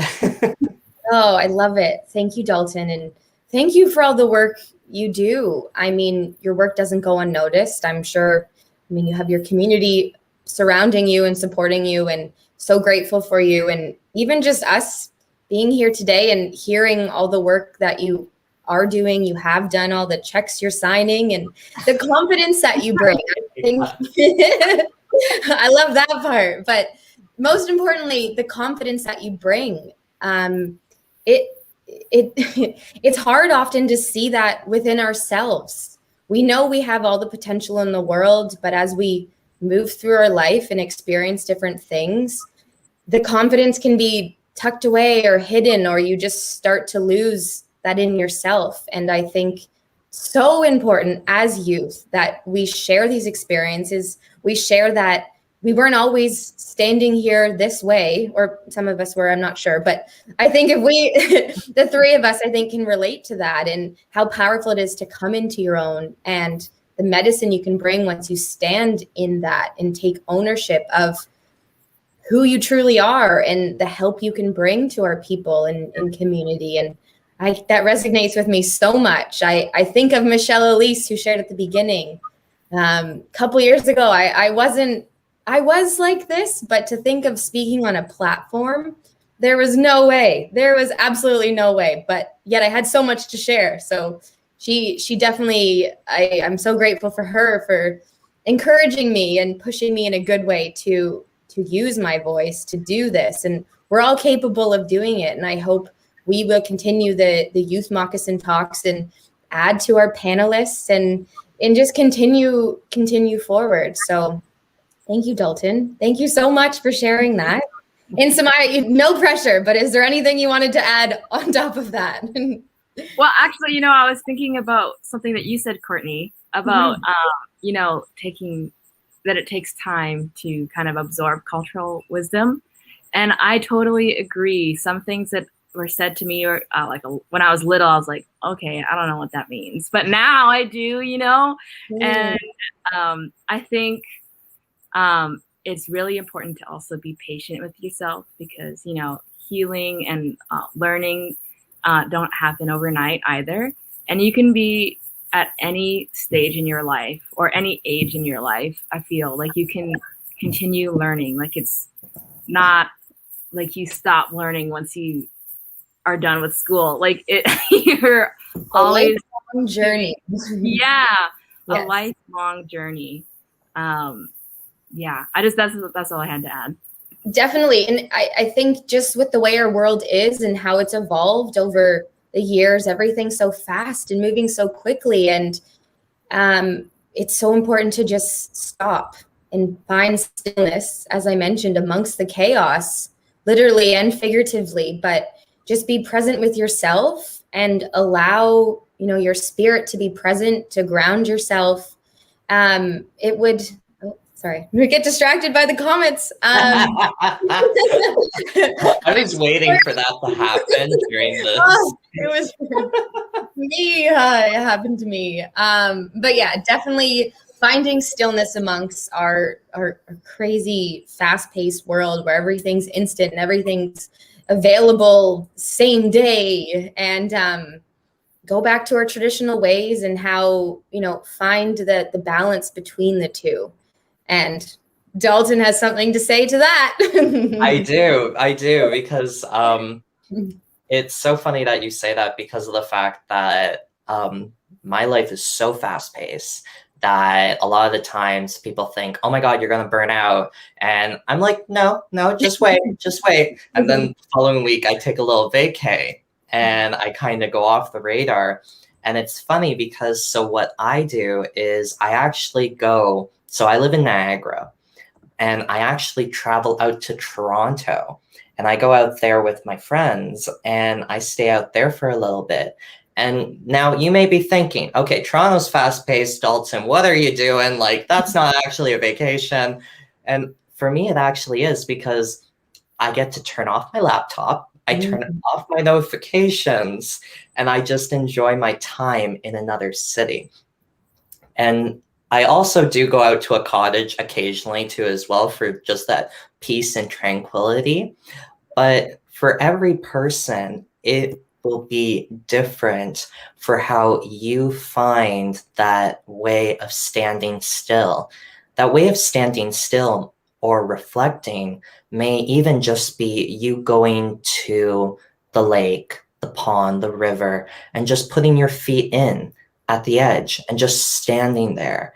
I know I do that a lot when I live so close to the water, is sometimes I just stand by it and I just watch it flow. Sometimes I scream, sometimes I yell, but always know you never are standing in the same water. Water is always moving, just as you are. Beautiful. And I do the same. Luckily, being so close to the water too, it's truly amazing the medicine that water can bring. I mean, for some of us, it's very obvious, but for others, it's really taken me some time to be open to that and accept that and just understand that from such a fast-paced life I was brought into and grew up in, that I love finding stillness amongst, you know, this world. I love going to the water, and I'm so glad that you shared that, because that's something a lot of people in Niagara can do as well, being close to the water, and really anywhere. I mean, it doesn't have to be necessarily water. It could be nature. It could be, you know, even it could be a stroll through the forest. Yeah, absolutely. I mean, it doesn't have to be anything too elaborate. It's just finding that grounding and that center in anything of the natural world. So thank you for sharing that. So the next question I have is from the audience, and I'm wondering if either of you or one of you feel comfortable to share an experience or a teaching of wisdom that we can leave with the audience. So take a moment, have a think, or something that resonates with you that you think would be important to share that's around wisdom.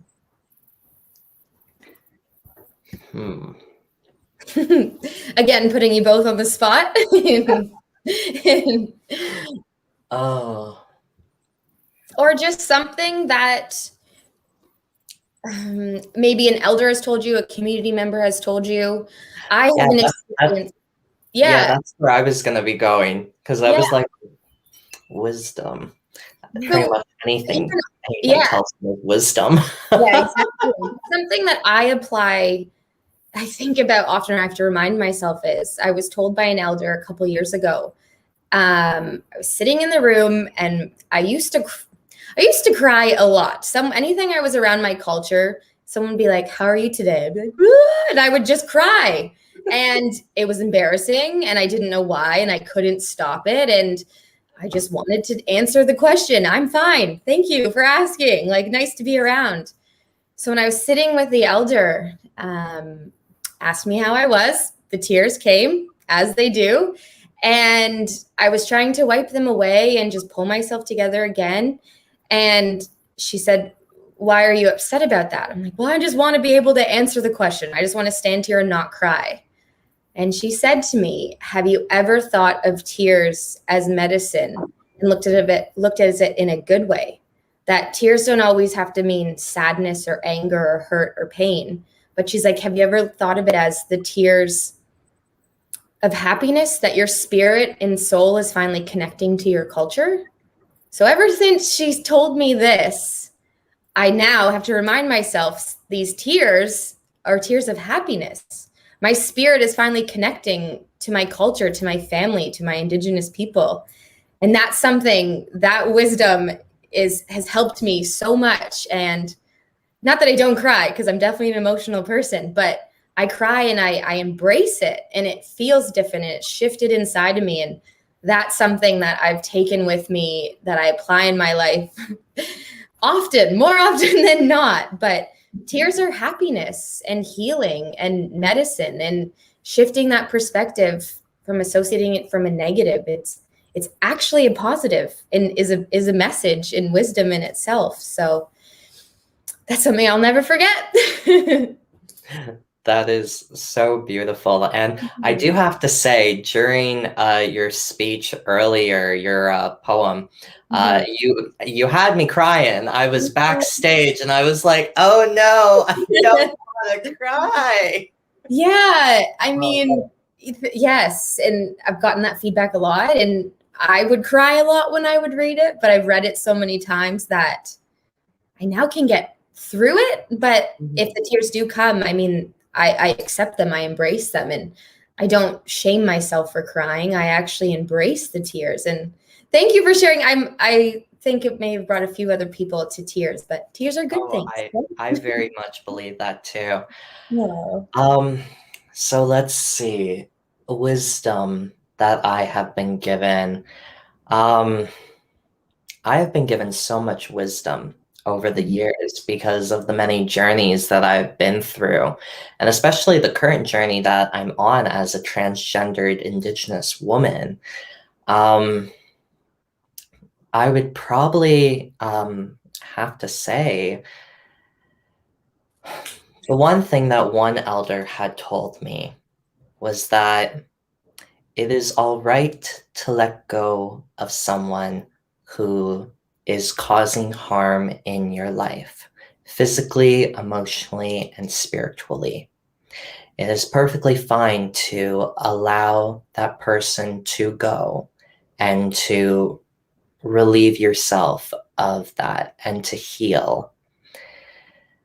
And the reason that that elder had told me that, and it was actually funny because I did not know that I was giving off that energy, is because she knew that in my personal life, there were things that were going on that I needed to personally let go of, and that I needed to hear that it was all right to allow that person to go and to move on, and for myself to move on. Another piece of wisdom that I have been given is that it is all right to be yourself and to be true to you. That it is all right that you are a flower, and a flower grows from a tiny little seed and then shoots up into a sprout. And then from a sprout, the first leaf will grow. And then from that leaf, another shoot will grow.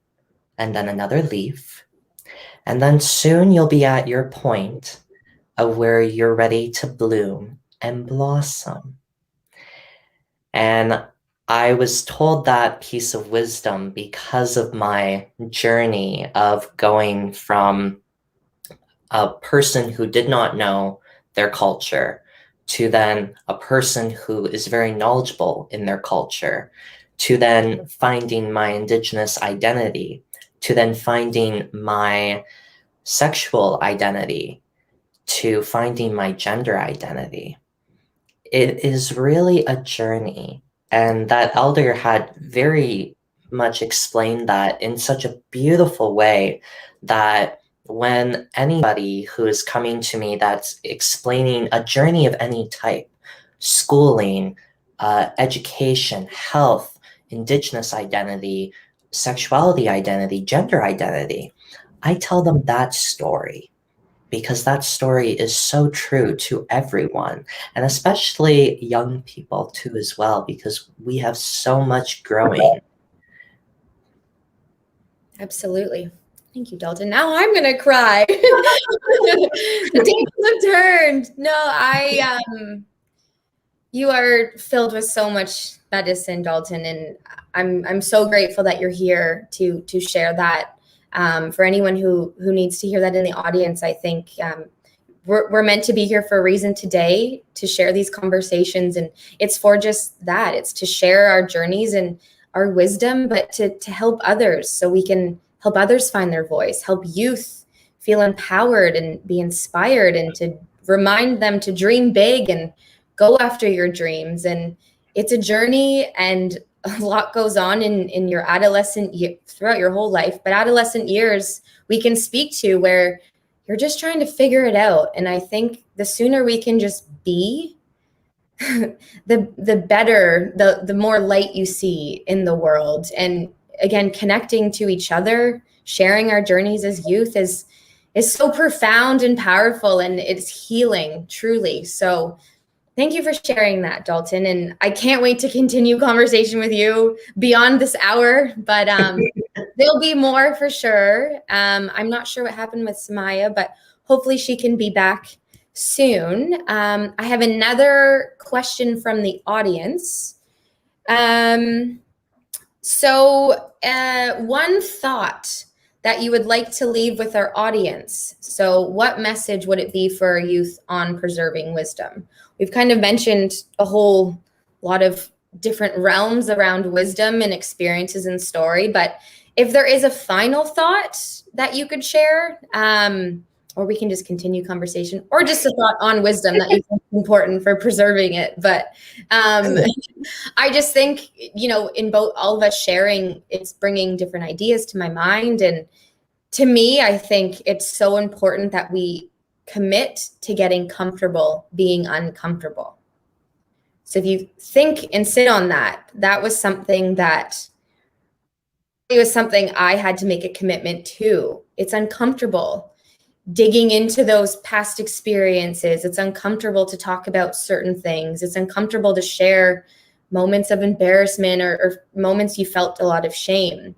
But I think committing to it's going to be uncomfortable, but I promise at the end of this, or as the journey continues, you see things in a different realm, and it's positive, and it's hard, but it's amazing. So as mentioned in my talk, each of our healing journeys are so different and all beautiful in our own way. And we must continue forward to reclaim who we are and embrace this ancestral wisdom within, and use our voices to inspire and uplift, and remind ourselves that we are our grandmother's prayers. We're exactly what our grandmas and our ancestors prayed for. So, Dalton, if there's a message you'd like to leave with our audience on preserving wisdom. Let's see. There's so many things that I could say. One, I am so grateful to have been here, and for everyone one thing that I very much enjoy in life is being a knowledge keeper and a teacher. And I'm so very grateful to be a part of a couple of youth councils and being able to be a mentor and being able to sit back and, when asked to give my knowledge, to then have someone that is younger sit next to me and have me share my wisdom with them, and them actually nodding and listening. So my final words is that with wisdom comes knowledge. And as the next generation, as I always say, I have two major quotes that I constantly give out to promoters. Is my first quote is to dream big and to never stop dreaming big. That is one thing that I've always constantly done. And sometimes people look at me and they're like, Dalton, that's too big. And I'm like, no, it's not. In a year or two, you never know, that big dream could actually happen. Absolutely. And my second thing that I always go off of is that my mission in life is to build the next foundation for the next 7 generations, because the foundation that has been laid out now is a wonderful foundation, but it's now time to add on to the foundation of wisdom and knowledge, and to now start putting up the walls and to start building the beautiful building of wisdom. So with that, I say thank you so much for everything that I have learned from every single person out there that has given me knowledge who is here today. Because understand, you know who you are, and you have done an amazing job. And to anyone listening that has gotten wisdom from our chat today, congratulations. The first step, which is being able to open your mind and your heart. Thank you. Thank you, Dalton. Thank you. And Semiah, welcome back. Little technology issues, but that's okay. We were just kind of a final question. We were, if you could leave a final thought or message, tried to limit it to one, but whatever comes to mind, whatever you feel called to say, a message that you would like to leave our youth on preserving wisdom. On preserving wisdom. Oh my gosh, it's hard to go after Dalton. I know, I always try and go last. I know. I'm listening to you. I'm like, oh my god, I'm inspired. Like, I should really. But for youth, I think.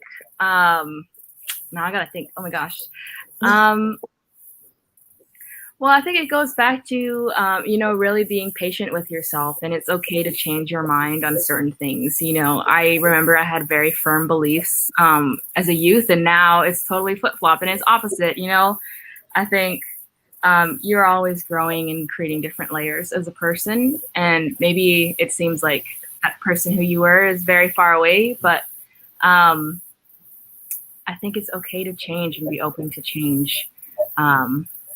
Yeah, because change is the only constant of life. I love that. I couldn't have said it better myself. I agree, and I thank you for sharing that, because when you look back, we're always changing, and it's accepting those changes and continuing to move forward is what's most important, that we keep moving forward and not get stuck in whatever is in the past. So thank you, Semiah. Thank you to you both. You're incredible human beings. And again, I'm so grateful to be amongst both of you virtually. Next year, we will be in person and able to hug each other. But this will have to do for now. But I'm very grateful that we were able to create space to use our voices. Anishik, thank you to both of you. You are profound individuals, and I'm very grateful, and I'm sure the audience is very grateful to have heard us discuss today and just have a chat. So your passion, Thank you. your passion and dedication does not go unnoticed. And thank you to Celebration of Nations for having us. And I raise my hands to each of you for everyone who has also tuned in today. So thank you, everyone. Much love to you. Thank you. We'll see each other soon in Vancouver, I hope. Yes. Yes. Yeah. Few walks from the beach. So we can make it, we can head to the ocean or do something fun. But I think Michelle Elise is probably going to be tuning back on here. But oh, there she is. Hello. Oh, I love seeing her. Oh, So inspiring. I know that our future is in such great hands with you. You're the next generation that's going to take over, and the passion and the drive. Something I want to say that my mother would tell me, and I said it yesterday when in our opening, is that, you know what, you need to dream. You need to allow yourself to dream. I know, Courtney, you've heard me say this many times. And you take those dreams and you turn those dreams into goals. And then you look at those goals and you turn them into reality.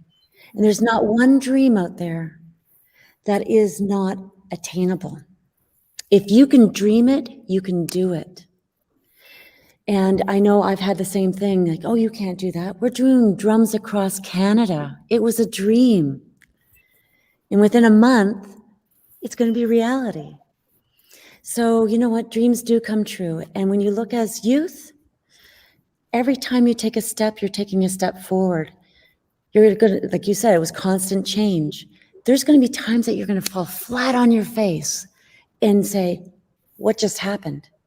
But as long as you fall going forward, you're going in the right direction.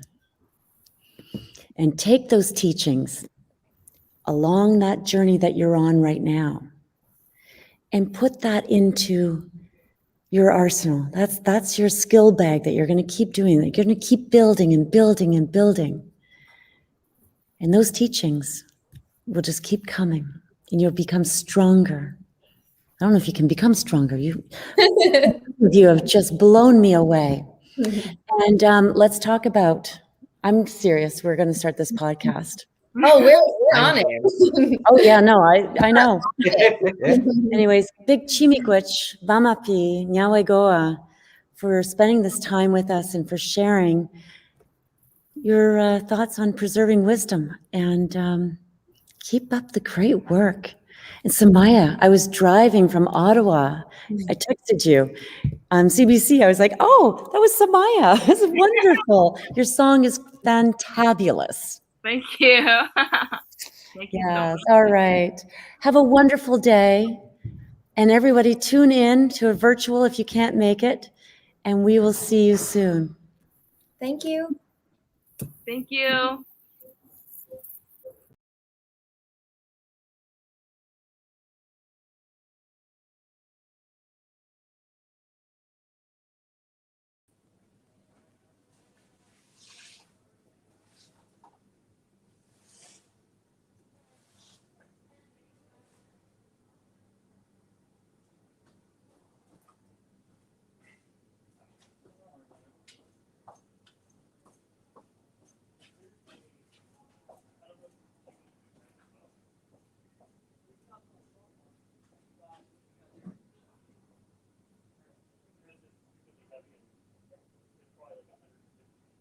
Cool. All right. Thank you.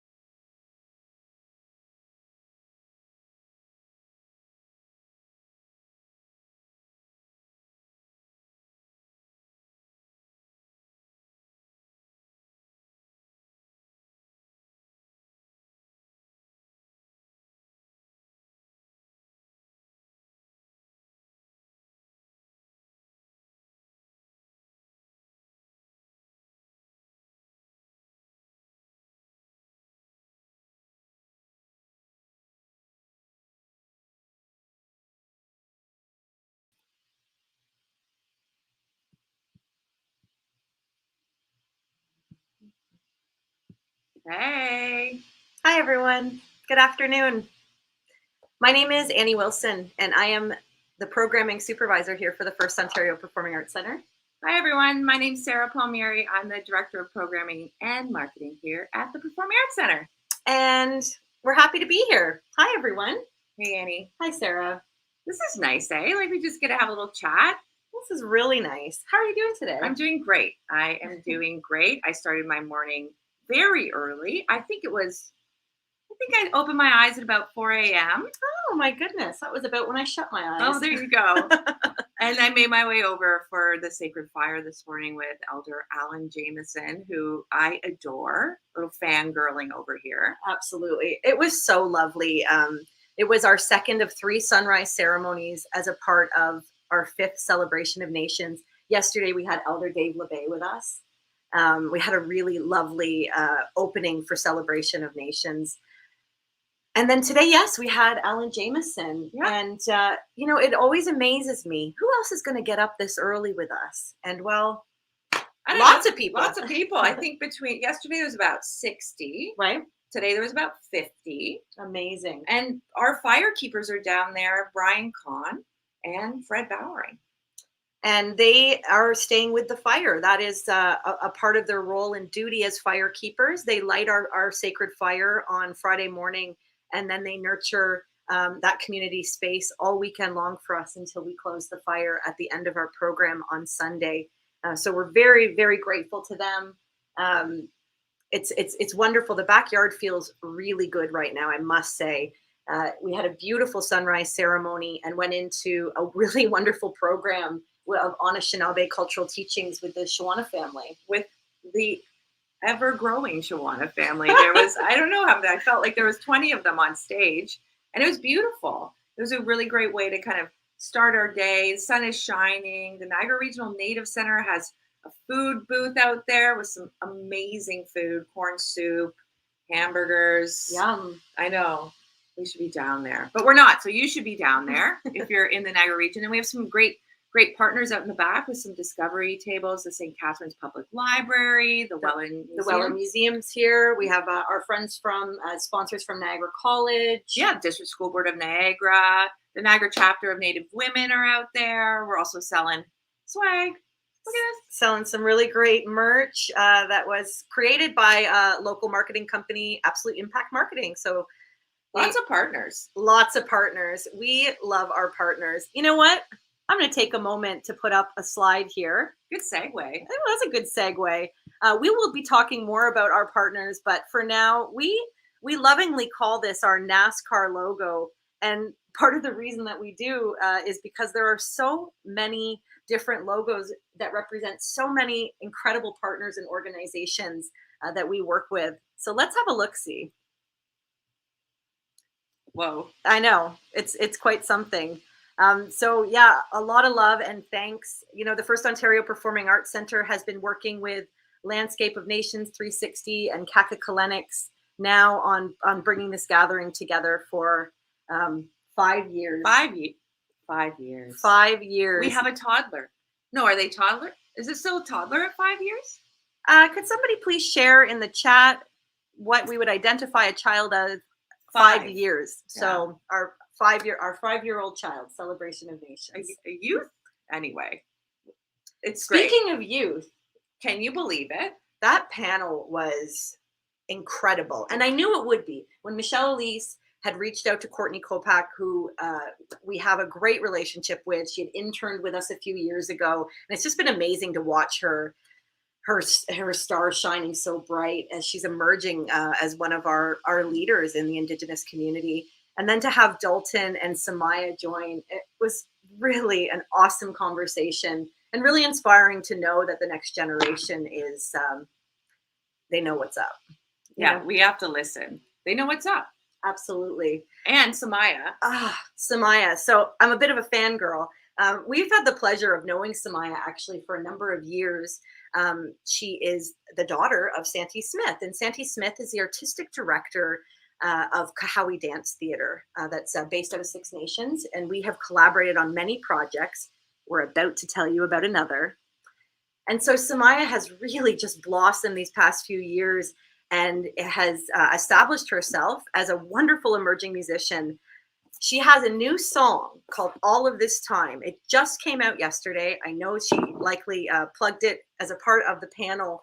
And I will admit, at 5 a.m. when I woke up yesterday morning to pick up our firekeepers, one of the first thoughts I had was, Semiah's song is out.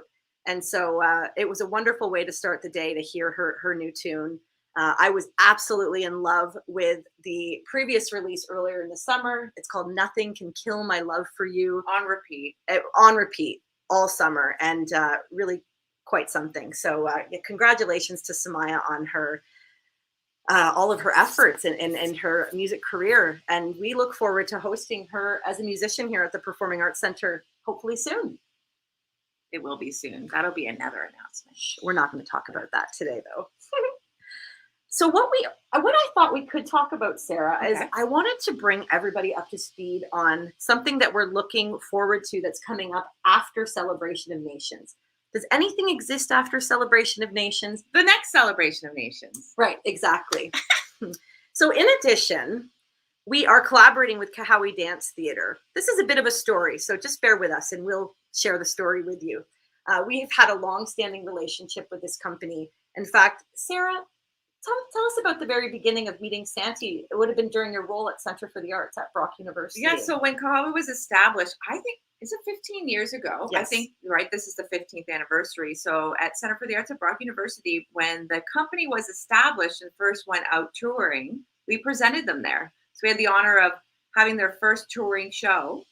Wow. I know, isn't that crazy? That's amazing. And then 15 years later, I can say we've done 2 world premieres of their work. Almost every year they're presented in our season or presented at Celebration of Nations. We collaborate with Santi a lot on many different things. And so it's just obvious that there's this epic world premiere that's going to happen.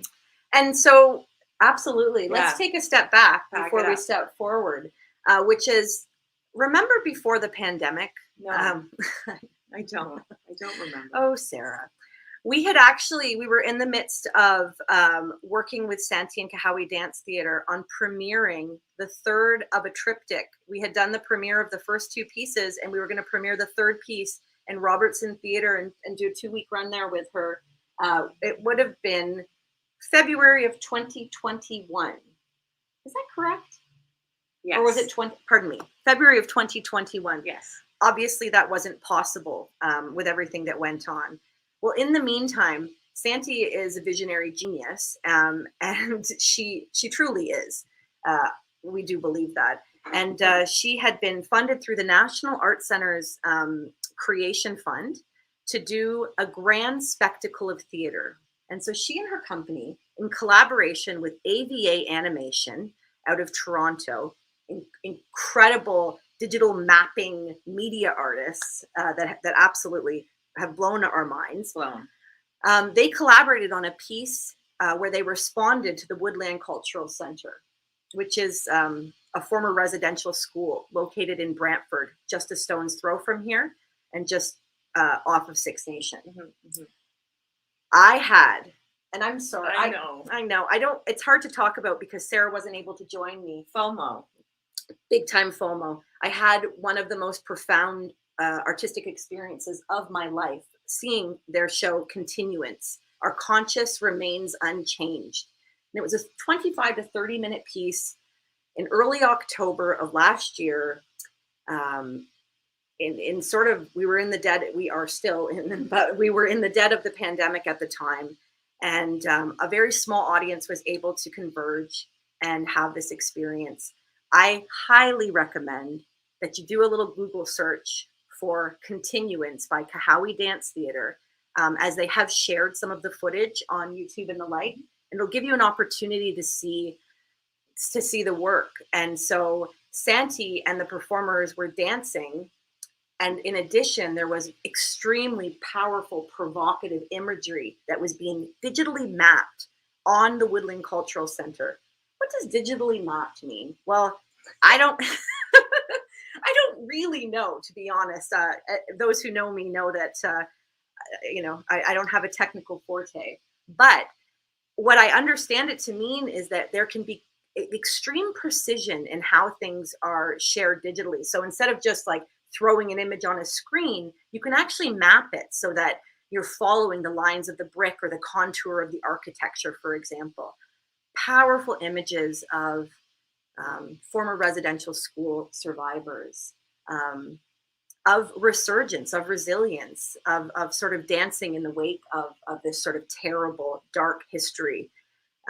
It was just absolutely incredible. Sunflowers were growing out of the building at different times. And anyway, it was quite something. All of this to say that when we continued our conversation with Santi regarding our collaboration and hopes for SCANA, we decided under her leadership that we would do something similar for SCANA. She wanted to create another site-specific piece that would use digitally mapped technology from AVA Animation in collaboration with her dance artist to share a story. So we're really excited after a few false starts and a few plans that didn't necessarily come exactly to fruition. We're so thrilled to share that we will be sharing the world premiere of Kahawi Dance Theater's SCANA in Burgoyne Woods Park, a beautiful park here located just a stone's throw out of downtown St. Catharines. Those performances will be October 1st, 2nd, and 3rd. We'll be inviting audience to join us at 8 p.m. with the show starting around 8:30 p.m. once the sun is fully set. And they will be creating a world for us there. I can give you a little sneak peek to tell you that AVA Animation, we've had some meetings with them, and they have mapped out the trees and foliage and natural area where they will be performing. And so they will be digitally mapping trees and rocks and leaves. And I just kind of can't even imagine how extraordinary this is going to be. So we wanted to give Celebration of Nations and patrons an opportunity to get your tickets first. So we've put them on sale starting right now today. And you have an opportunity to go onto the Performing Arts Center's website or visit our box office. And tickets are $25 each. We were assigning them as general admission at this time, but we will be assigning pods as we get closer to the performance dates. I promise you this is something that is not to be missed, and we're absolutely thrilled. I'm going to take a moment now to share a trailer, a trailer that Santi and Kahawi Dance Theater put together about SCANA. But I think before we do, I wanted to share a little bit more about the work so that we understand and have a bit of context. So it's a multimedia site-specific, intercultural, intergenerational, and audience immersive performance. And it's a culmination of the triptych, of a triptych rematriation series that Kahawi and Santi have been doing. And as Sarah had mentioned, we premiered the first two, Requickening and Blood Tides, here at the Performing Arts Center. So we're thrilled to have SCANA now join the triptych. SCANA is actually going to be set in 2050, and it's a post-environmental catastrophe. So I'm actually going to just take a moment here to read the synopsis. Sure. Great. An auntie and her niece flee from Six Nations to the eastern door, their homelands in the Adirondack Mountains in upper state New York. Escaping rising and virus-filled waters, they take refuge at a bunker camp where they're learning about the newly shifted earth. Climate survivors arrive at the camp, a feral wolf-like woman who journeys from the south through the portals in fire, an injured East Coast fisherman washed up from the floodwaters, a New York City architect who wanders blindly in the land. For the newcomers to be accepted into the camp, they must first accept the great good and reestablished matrilineal system. The developing cohesion of the fledgling community is interrupted by the lurking last survivor, a young dark web hacker who is desperately trying to reestablish digital connections. His welcome into the group is short-lived, as it's revealed that he holds a sickness that will threaten their establishing of peace and balance. So let's take a moment to watch a very powerful trailer that was created by Kahawi Dance Theater. And bear with me here. Here we go.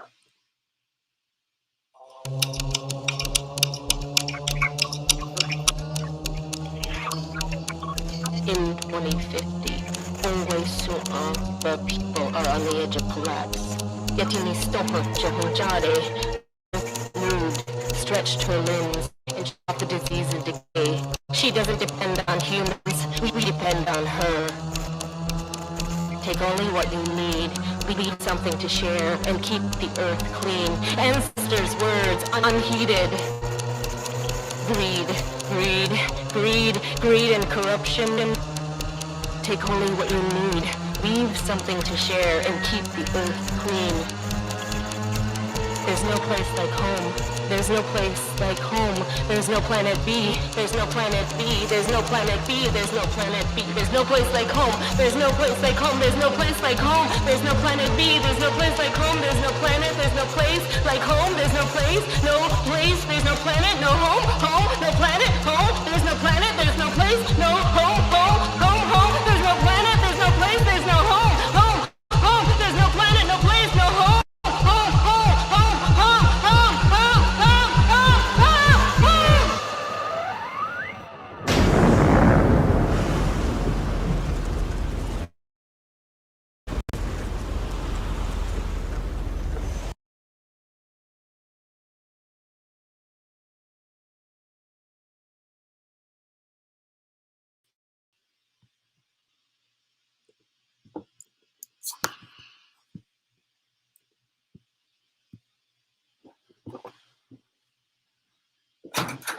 Jordy, I'm frozen. Jordy, I'm frozen. Can you go to the sacred fire, please?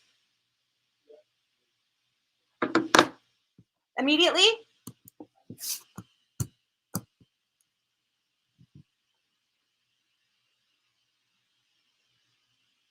Can somebody go to the sacred fire?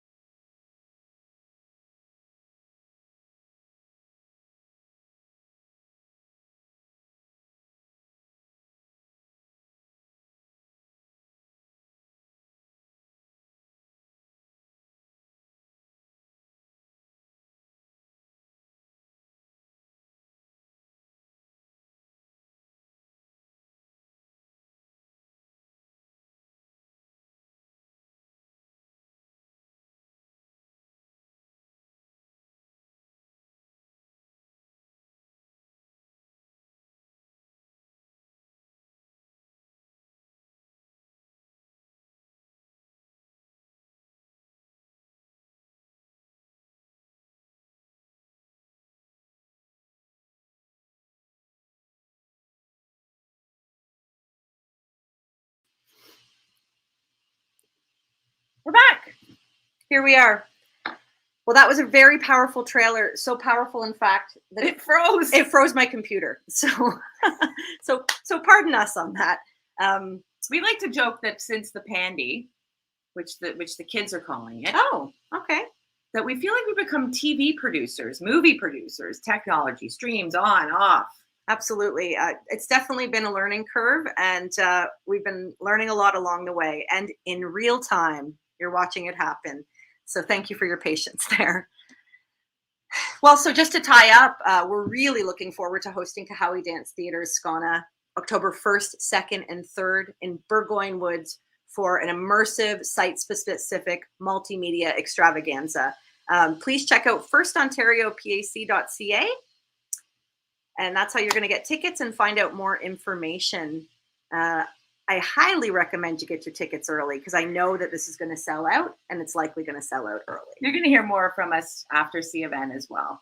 Absolutely, yes. We'll be doing a more formal announce out into the world, but we thought we'd give you the good word right now. Wonderful. So there's that. There's that. We like to talk about like this joke, like, and now a word from our sponsors. Speaking of being TV producers, we just love our sponsors and we love our supporters. Absolutely. And as we were talking about earlier, we have so many incredible supporters here with us this year. I am going to take a moment to put up a slide of our global partners. These are our friends from locally, nationally, and across the world that are helping us share the good word of Celebration of Nations and all of the important messages. Let's take a look. So wow. I know it's pretty awesome. We've established a great relationship with the Gord Downie and Cheney Wenjack Fund, and we'll continue our collaboration. So we're thrilled to have them and APTN, the Frog Radio, Sky Magazine, 50/50 Performing Arts Collective, the Takaranto Music Festival, Kapakoa, which is the Canadian Arts Presenter Association, Ontario Presents. So many. IPA, the Indigenous Performing Arts Alliance, Atlantic Presenters, and on the list goes. So we're very grateful for them. And yes, now a word from our sponsors. We do have a few sponsor videos that we'd like to share now from a few of our sponsors. We're going to start here with Brock University. Brock University is a very important partner and friend to the FirstOntario Performing Arts Centre. Not only did we build our facilities next door and we share them often, we have been collaborating on Celebration of Nations since year one. They've been our lead sponsor, which is pretty incredible. Pretty awesome. Brock's pretty awesome. Yes, we're very grateful. Thank you, Brock. So first, we're going to start with a message from Lynn Wells, who is acting president at this time. Correct. Yeah, wonderful. Here we go. Hello, I'm Lynn Wells, Interim President and Vice Chancellor and Provost and Vice President Academic at Brock University. On behalf of everyone at Brock, welcome to the 5th Annual Celebration of Nations. Before coming to Brock, I worked for 7 years at First Nations University of Canada, where I was fortunate to engage with Indigenous higher education. Brock's strategic priorities include fostering a culture of inclusivity, accessibility, reconciliation, and decolonization, and we are proud to return as a supporter of Celebration of Nations this year. This sponsorship demonstrates Brock's ongoing commitment to the crucial work of reconciliation with Indigenous peoples, including our friends in the Haudenosaunee Civilization, Six Nations Confederacy, the Anishinaabe Civilization, Three Fires Confederacy, and the Métis Nation of Ontario. I'm looking forward to taking part in the celebration and learning more about my Indigenous neighbors. Enjoy the celebration.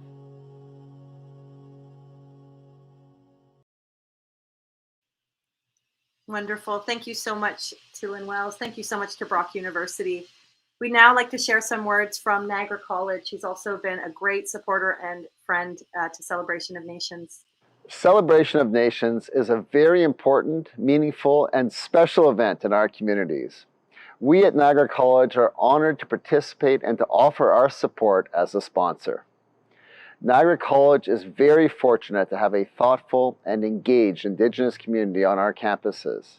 And this year's Celebration of Nations theme on seeking wisdom is especially relevant to us as an educational institution. We hold space for Indigenous voices while seeking to learn about and celebrate Indigenous ways of knowing, being, and doing, and their importance to the cultural and environmental fabric of our communities. A huge congratulations to all of the organizers and best wishes for a very successful event.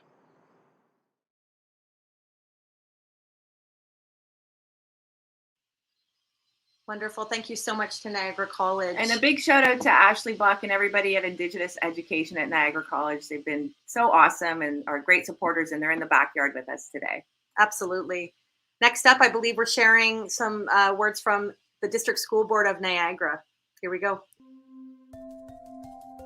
Strong partnerships between schools, educators, families, students, community organizations, and Indigenous partners are essential. My goal is to support educators in their understanding, appreciation, and delivery of Indigenous histories, contributions, perspectives, and current realities to increase all students' knowledge. I've had an amazing experience. I've been open to many opportunities. I know my school offers NAC courses, which was really awesome to take. Yeah, there was just a lot of opportunities as an Indigenous student. Awesome. Thank you so much to the District School Board of Niagara. Awesome. So now actually we're going to sort of switch gears for a moment and share something that a friend of Celebration of Nations has brought forward for us.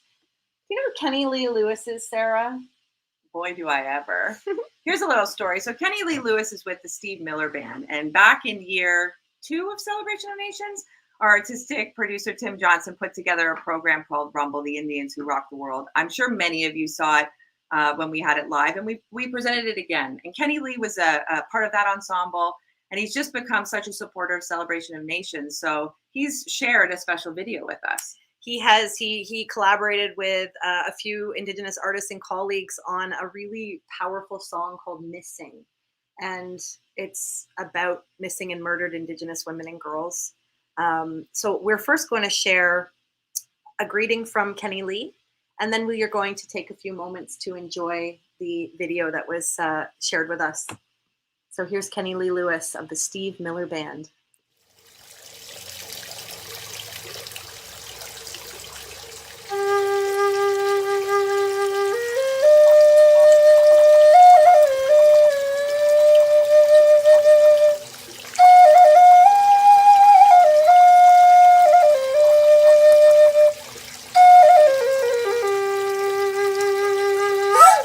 Hi, this is Kenny Lee Lewis of the Steve Miller Band. Thanks for watching Celebration of the Nations today. And thanks to Tim and Michelle Elise for inviting me to do this. The next video you're about ready to see is called Missing, and it was written by my friend Linda McKenzie, Cherokee, and my other good friend Jen Hewitt, who is Salish Kootenai. And they wanted to write a powerful song about the subject of MMIW to send a message of awareness throughout the world. And I think they've done that. This powerful song with a lot of medicine. It's a serious subject matter, but I think the music and the video are actually very touching and thought-provoking.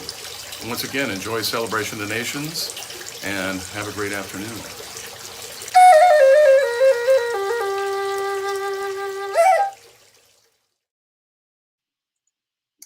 And here we go, Missing.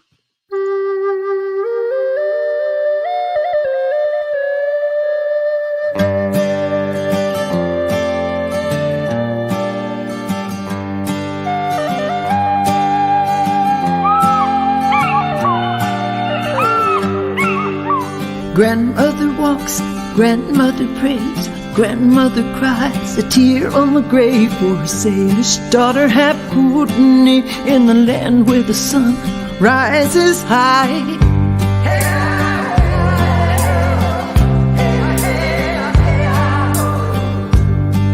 And the bitter blows as the elder cries, the eagle flies, her prayer up high, a tear for a daughter who should not die. She's a mother, a sister, someone's wife.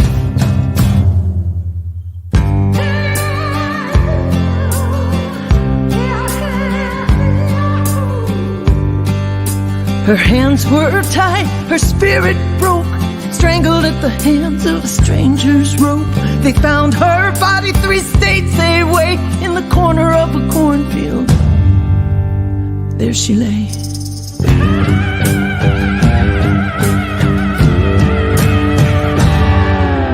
She was just here a short time ago, but where she went they did not know. But somebody knows she's gone missing, and somebody knows why her red blood runs cold. And she's murdered and missing in a land called home.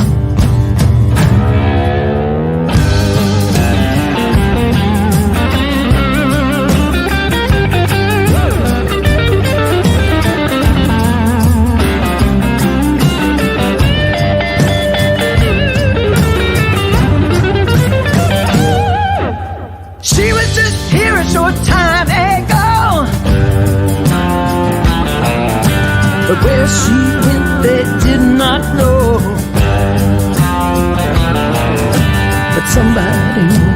somebody knows she's gone missing, and somebody knows why her red blood runs cold, and she's murdered and missing in a land called home.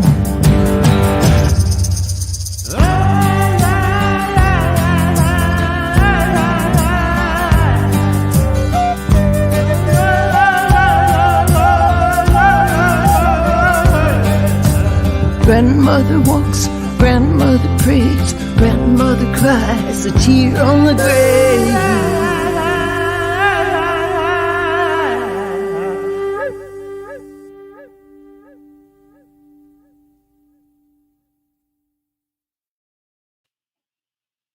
Isn't that so special?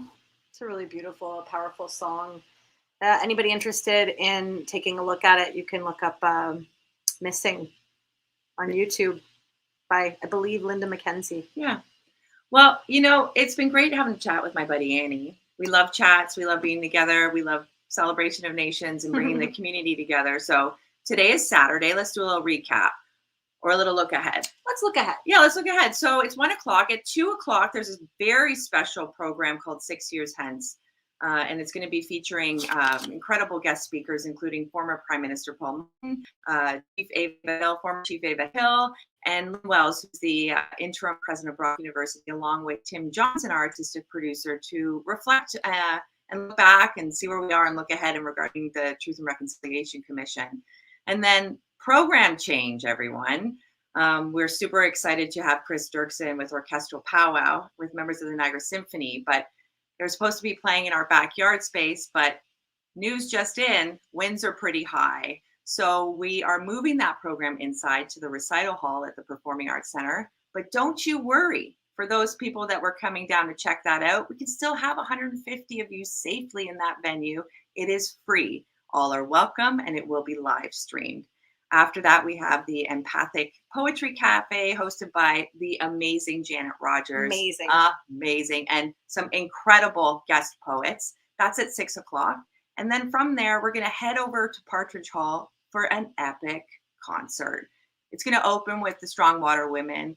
It then is going to hit up Amanda Rem, who's an amazing Métis artist. She's going to have folk blues vibes to her. And then we're going to kick it over to Logan Stats. He's a bit of a rock star. Absolutely. Yeah. I will say the youth singers that joined us to open the Treaty concert last night, they will be back for the concert this evening. And one of the young girls asked if maybe she could meet Logan. And we said, well, yeah, there's a good chance we'll be able to make that happen. And she just squealed with excitement down the street after we had that conversation. It was lovely. Yeah. So that's Saturday. That's a big day. It is a big day. And then tomorrow's also a big day. Another one. We start the morning with Grandmother Marie Jones, who will be sharing our sunrise ceremony with our fire keepers, who will be keeping fire all day, all night, overnight, and into the morning. So we'll welcome the sun with Marie. Then we also have Cindy Lee joining us to share teachings just after Around the Fire space. Yeah, and then we go into an amazing program that's being put together by Gary Parker. He'll have singers and dancers and sharing on the Haudenosaunee culture. And then after that, we have the incredible Métis fiddlers performing. Amazing. But before that, we have the Matriarch Circle. We have a wonderful live stream of some really important community grandmothers having a conversation about nurturing wisdom. Yeah, I think it's going to be a really special conversation. Then, yes, the Métis fiddlers will be joining us. They're here as a duo with us tomorrow to share some traditional Métis fiddle music with us. We always really enjoy having the fiddlers here. Yeah, absolutely. And then after that, we have an incredible internationally renowned storyteller, Perry Ground, that will be sharing with us. And then we lead into another virtual panel. Absolutely. Again, artistic producer Tim Johnson will be reflecting on our theme of this year on Seeking Wisdom with a really wonderful panel of Indigenous leaders and academics from the community. And then we have a very special closing program for Celebration of Nations this year. Our fearless artistic director, Michelle Elise Burnett, has brought drums across Canada to Celebration of Nations. So we have 4 anchor drum partners, one at the Imperial Theatre in St. John, New Brunswick, up in London, Ontario, and there's a slew of wonderful drumming and singing groups that will be collaborating with us, as well as out in Nanaimo, British Columbia. And we'll be doing a traditional call and response, sending out healing vibrations, sending out good energy, remembering the children who never made it home, you know, and absolutely sending out good messages for the future generations and for our ancestors. And so that program will be kicking off at 4 p.m. tomorrow as our close of Celebration of Nations. I can't believe we're already talking about the closing. There's still so much more. Absolutely. Best way to reach and find out about everything is celebrationofnations.ca. Obviously, stay on our socials. We'll be pushing everything out via live stream. Hey, Annie. Hey, Sarah. Great to spend this time with you. It's always a pleasure. Great to spend this time with you. I think we're going to kick it to the sacred fire and the backyard. Absolutely. So we are going to take a little break, but the stream will continue running. So you'll have a chance to check in the backyard and our sacred fire with our fire keepers, Brian Kahn and Fred Bowering. We will be back at 2 p.m. for 6 years hence for that program that our artistic producer, Tim Johnson, will be leading. And we are very much looking forward to having those esteemed guests have a very important conversation, looking back and looking ahead in terms of our path and how we are walking together on the path of truth and reconciliation. So enjoy your celebration of nations, Sarah. You too, Annie. Thanks so much. You too. You know what I'm going to do right now? I'm going to go to the backyard and check out the Niagara Regional Native Center's food because I'm getting a little bit peckish. It's lunchtime. Absolutely. Okay, bye everyone. Take care. We'll see you soon.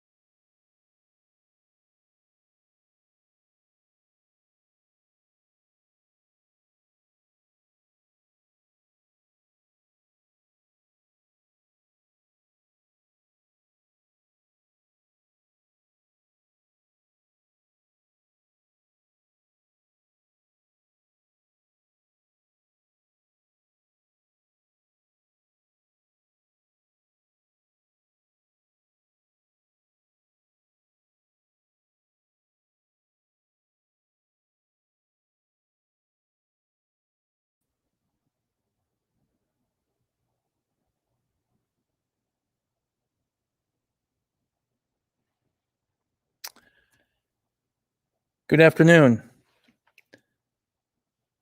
Welcome everyone to this important and timely symposium. I'm Tim Johnson, artistic producer of Celebration of Nations and the host of this program.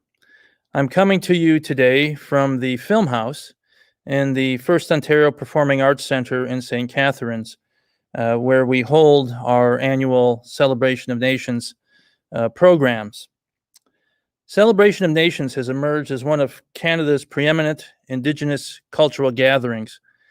We've designed the event such that each year we develop and explore a new theme that possesses crossover appeal, designed to resonate not only with Indigenous peoples, but also with the broader Canadian public. In terms of seeking wisdom, this session, Truth and Reconciliation 6 years hence, is essential subject matter we're compelled to review. The 5th anniversary year of Celebration of Nations is also the 6th anniversary of the release of the Truth and Reconciliation Commission's calls to action. This signature 2021 session features a panel of persons of stature who bring to the table significant experience in Indigenous governance, federal governance, and education to provide their assessments and perspectives on the status of truth and reconciliation some 6 years into the process. A number of inquiries will be explored and pursued during today's conversation, including the critical role education plays within Canadian society and among Indigenous peoples. Our panel today shares much in the area of education, which is why we reached out to them to create a strong nucleus for discussion. And of course, we're delighted they accepted our invitations. So I'm going to begin with introductions. As each panel is introduced, they will then provide opening remarks. After that's complete, we will begin our discussion. We will also feature a question and answer period at the end of the program. So if you're listening, audience members, you're welcome to submit written questions in the comment section. So I'm going to begin the introductions and start with the Right Honourable Paul Martin. Paul Martin has a long history in public life. He was elected as the MP for LaSalle-Emard in 1988. In 1993, he was Minister of Finance, a position he held until 2002. In 2003, he became the 21st Prime Minister of Canada. Among other accomplishments under his leadership, following an 18-month consultation process involving Canada's provinces, territories, First Nations, the Métis Nation, and Inuit leaders, the federal government reached a historic consensus with the 2005 Kelowna Accord to eliminate funding gaps in health, education, housing, and clean water for Indigenous peoples. After leaving office in 2008, Mr. Martin and his family founded the Martin Family Initiative, a charitable organization committed to improving the education, health, and overall well-being of Indigenous peoples within Canada. Mr. Martin, welcome. Well, thank you for having me. Would you want me to begin now? Yes, you some opening remarks? Yes, I do. Well, okay. First of all, I just like to start off by thanking you, by thanking Tim Johnson and the Celebration of Nations for inviting me here to participate in today's panel discussion with Abigail and Dr. Lynn Wells. Now, we're here, as I understood it, to discuss the context for reconciliation. In that context, let me begin by raising something that happened this year, which never would have happened 40 years ago. And that is the historic purchase of Clearwater Seafoods, one of Canada's largest seafood companies, by a consortium of Mi'kmaq nations in Nova Scotia.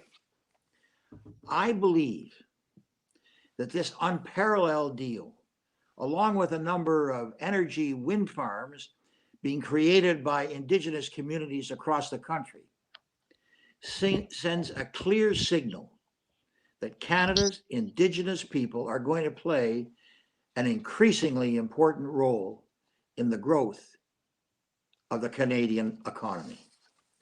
This is exciting, this is exhilarating, but for this progress to continue, we must look ahead, mapping out what will be needed in the future. For instance, Indigenous youth are the youngest and the fastest growing segment of Canada's population.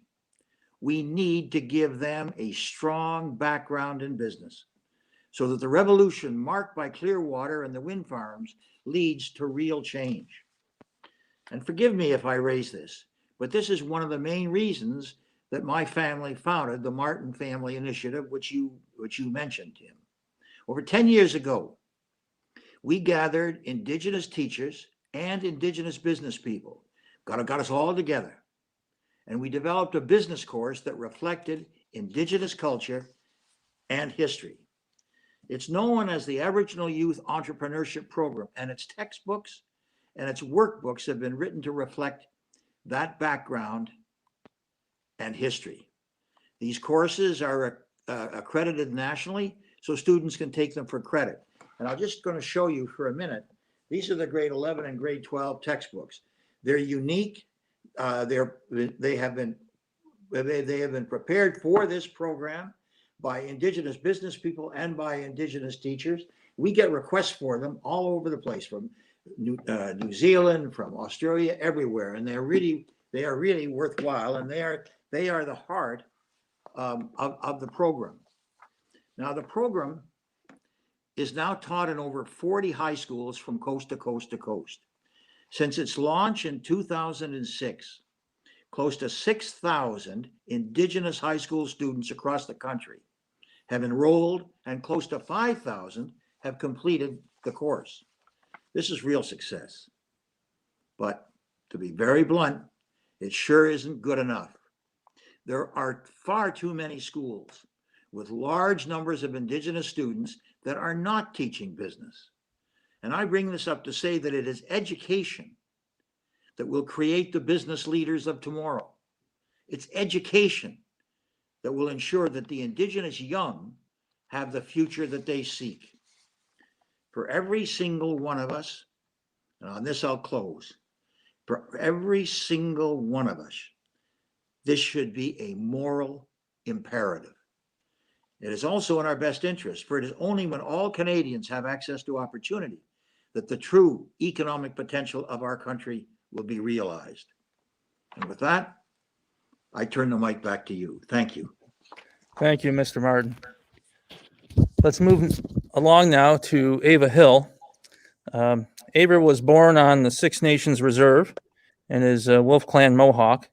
She was elected chief of the 56th and 57th Six Nations elected council. And prior to holding the office of elected chief, Ava was councillor for District 2 for 3 terms, a total of 9 years. She gained significant experience through 15 years of service, sitting with the Six Nations elected council, working to shape and implement policy at the most populous First Nation within Canada.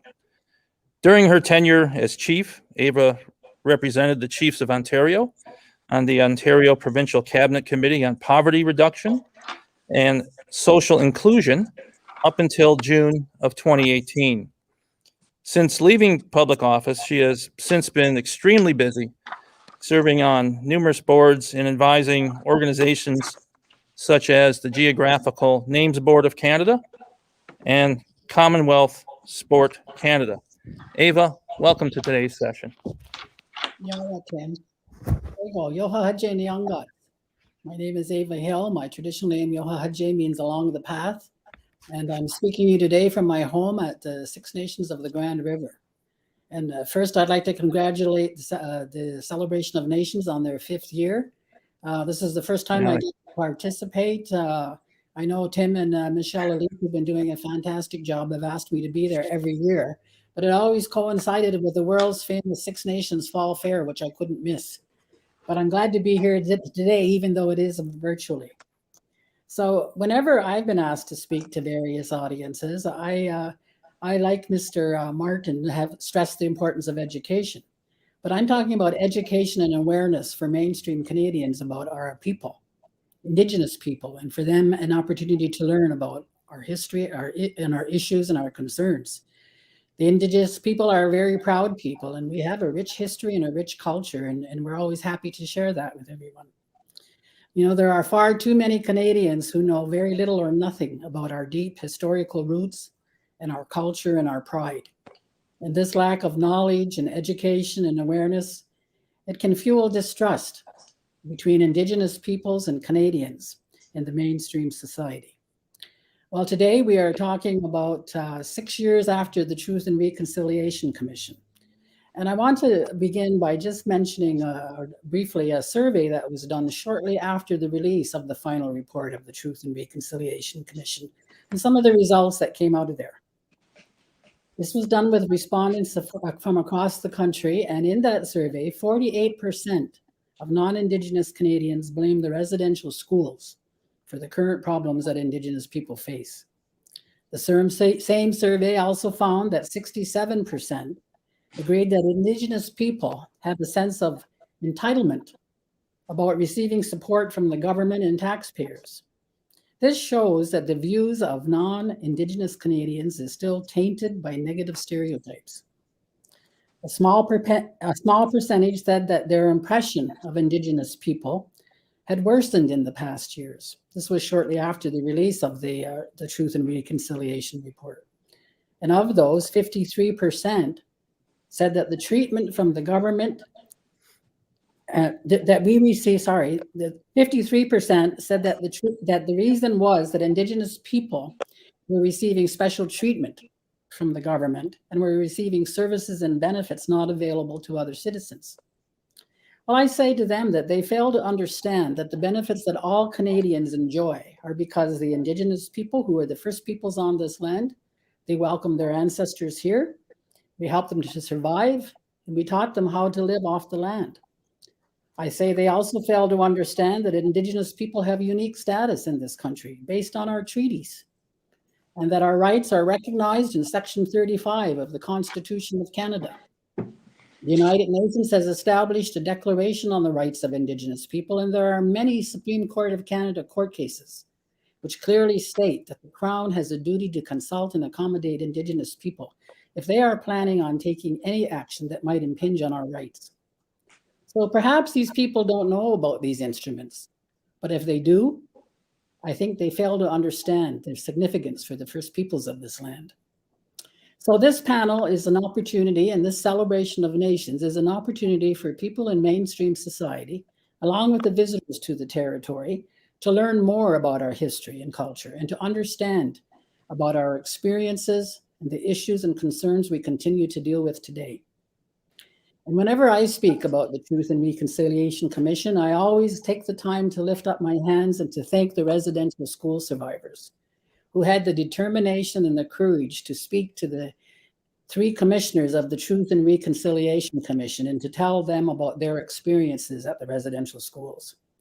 I know it was very difficult for many of them to talk about it, but at the same time, for some, it became the beginning of their healing from the trauma that they had suffered at those institutions. But it's because of their determination and courage that our issues have slowly risen up in the agenda in mainstream Canada. And I say slowly because it has been 6 years since the release of the final report. But it's only been in the past few months since the initial discovery of 215 graves at the Kamloops Residential School that we have seen more attention being paid to Indigenous people and Indigenous issues. Canadians were horrified at the discovery of those graves. And it was the lead story on all of the national media outlets for at least a couple of weeks. More graves have been discovered and more are still being discovered. And I think the last number was around 5,000 or higher. But Indigenous people weren't surprised. We weren't horrified. We were horrified, but we weren't surprised at the numbers because we knew. We knew the stories, and we knew that many of those kids did not return home. But now the coverage has dropped off the lead stories, and many of our people are starting to think that we are being forgotten again, and that there really is no reconciliation taking place. Let's look at the election campaign. We're not high on the agenda there. Some of the questions the other night, people didn't even know what they were talking about. So now that the truth has been told, we need to start talking about reconciliation. And to some people, reconciliation is the reestablishment of a conciliatory state. However, many Indigenous people assert that there never was a conciliatory state that existed between Indigenous and non-Indigenous people. To others, reconciliation is about coming to terms with events of the past in a manner that overcomes conflict and establishes a respectful and healthy relationship among people. But for any type of reconciliation to happen, however, there must be an awareness of the past, an acknowledgement of the harm that has been inflicted, atonement for the causes, and action to change behavior. And before I wrap up my introductory remarks, I just want to point out that and commend some of the media who are continuing to provide Indigenous stories. And I particularly want to mention CTV Your Morning, giving them a kudo, because for the past 68 days, they have been addressing each call to action listed in the Truth and Reconciliation Commission. They have been reporting on what has been done with it. I don't know where they're getting their reports from, but they are reporting on it, and I guess Canadians are finding out a little bit more about what has been done. They're finding out that very little has been done. There's some, yeah, we're going to commit to do this, or we're giving some money to this, a little bit of money to this, but I commend them for putting it on there and for starting to educate mainstream society. There are also reports out there, various reports, and one report indicated that only 5 of the 94 calls to action have been implemented. Another report says only 13. So there's still a lot of work to be done. And perhaps through this panel, we can contribute to the education and awareness that needs to take place and to provide some incentive for everyone to continue to work to find justice for the First Peoples of this land. Miinwaa. Yeah, move on now to our third panelist, Dr. Lynn Wells. Dr. Wells is a Canadian scholar, teacher, and university leader with over 15 years of experience in senior academic leadership positions. In 2020, Dr. Wells was appointed as Provost and Vice President Academic at Brock University, and this past July also became Interim President at Brock. Prior to 2021, she served as Associate Vice President, Students and Teaching at MacEwan University in Edmonton, and held a number of senior positions at the University of Regina. For 7 years, Dr. Wells supported the work of national reconciliation with Indigenous people through her service as Vice President Academic and Special Advisor to the President at First Nations University of Canada. Dr. Wells is a respected scholar in her field of contemporary British fiction, having published 2 books and numerous articles. She has served on the Executive Committee of the International Association for Philosophy and Literature, and is a board member for the Canadian Federation for Humanities and Social Sciences. Lynn, welcome to the program. Hello, Tim. Thank you so much for that gracious introduction. I want to start as well by thanking you and Michelle Elise for the great work at the Celebration of Nations. The opening concert last night was just delightful. And Brock, of course, continues to be a lead sponsor for the Celebration of Nations, part of our commitment to reconciliation and the great work that needs to be done there. I'll frame my remarks around what I have always seen as a great stroke of fortune in my life, which is the opportunity that not many non-Indigenous people have in this country to work directly with Indigenous people for those 7 years that you mentioned. And Chief Hill, you spoke so movingly of the fact that most non-Indigenous Canadians don't have that depth of knowledge about the past injustices towards Indigenous people and the present injustices that continue to this day. As I was very fortunate to have that very intensive experience of working directly with Indigenous people in Saskatchewan, but First Nations University, of course, was a national institution, so we had connections with First Nations, Métis, and Inuit communities. across the country. What I learned there, and I think we'll be talking about this a bit in the panel, is how important it is for people to learn to see the world in different ways, to have different understandings of history, of culture, of reality. And working with elders, with scholars, with students, with community members for all those years, I realized just how limited my understanding of the world was. And what I know this panel hopes to do, and the other aspects of Celebration of Nations, is to extend that experience of knowledge to more and more people so that we can come to know one another in friendship and in curiosity, to expand our minds and to improve our relationships. For me, that is the most critical thing that we need to do in this country. Knowledge of one another is the antidote to racism. It's the antidote to ignorance. And we need to do everything that we can to provide opportunities for people to learn in a good way, to answer the questions that need to be answered about the relationship between Indigenous and non-Indigenous people. And as the chief noted, we've had a bit of a uptick in interest because of the discovery. I know I always hate using that word because it's not a discovery, it's an uncovery, as one of my Indigenous colleagues says every day. The uncovering of what we've always known has been there, which is the tragedy of the residential school system. People got intensely interested. They had a strong emotional reaction. What we need to do is to find ways to continue that momentum so that people don't slide back into a complacency or get distracted by other issues. We are long overdue. It's 6 years since the TRC calls to action came out. I'm glad to hear that there are media outlets putting some focus on them, but I would imagine if you asked most Canadians of any background what the calls to action are, or to name one, they would have a hard time doing that. So we need to continue to sustain our engagement with the work of the TRC. I was present when there were TRC hearings at First Nations University. It was an extraordinarily moving experience. And we need to not lose the impact of that incredible work that was done with the TRC. So I look forward to this panel and to the opportunity to explore these issues. Thanks. Thank you, Lynn. As we move forward, I'd like to first move back a little bit to see if we can't draw some lessons from history. Mr. Martin, you reached a national consensus on Indigenous issues in 2005 with the Kelowna Accord.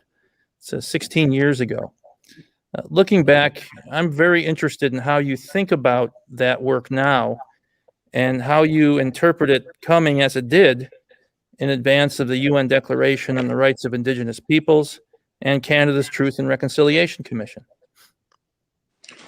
Well, I think that there is quite a degree of similarity between UNDRIP and Kelowna, in that Kelowna was really based on the principles that the UN Declaration set forth, even before the UN made its declaration.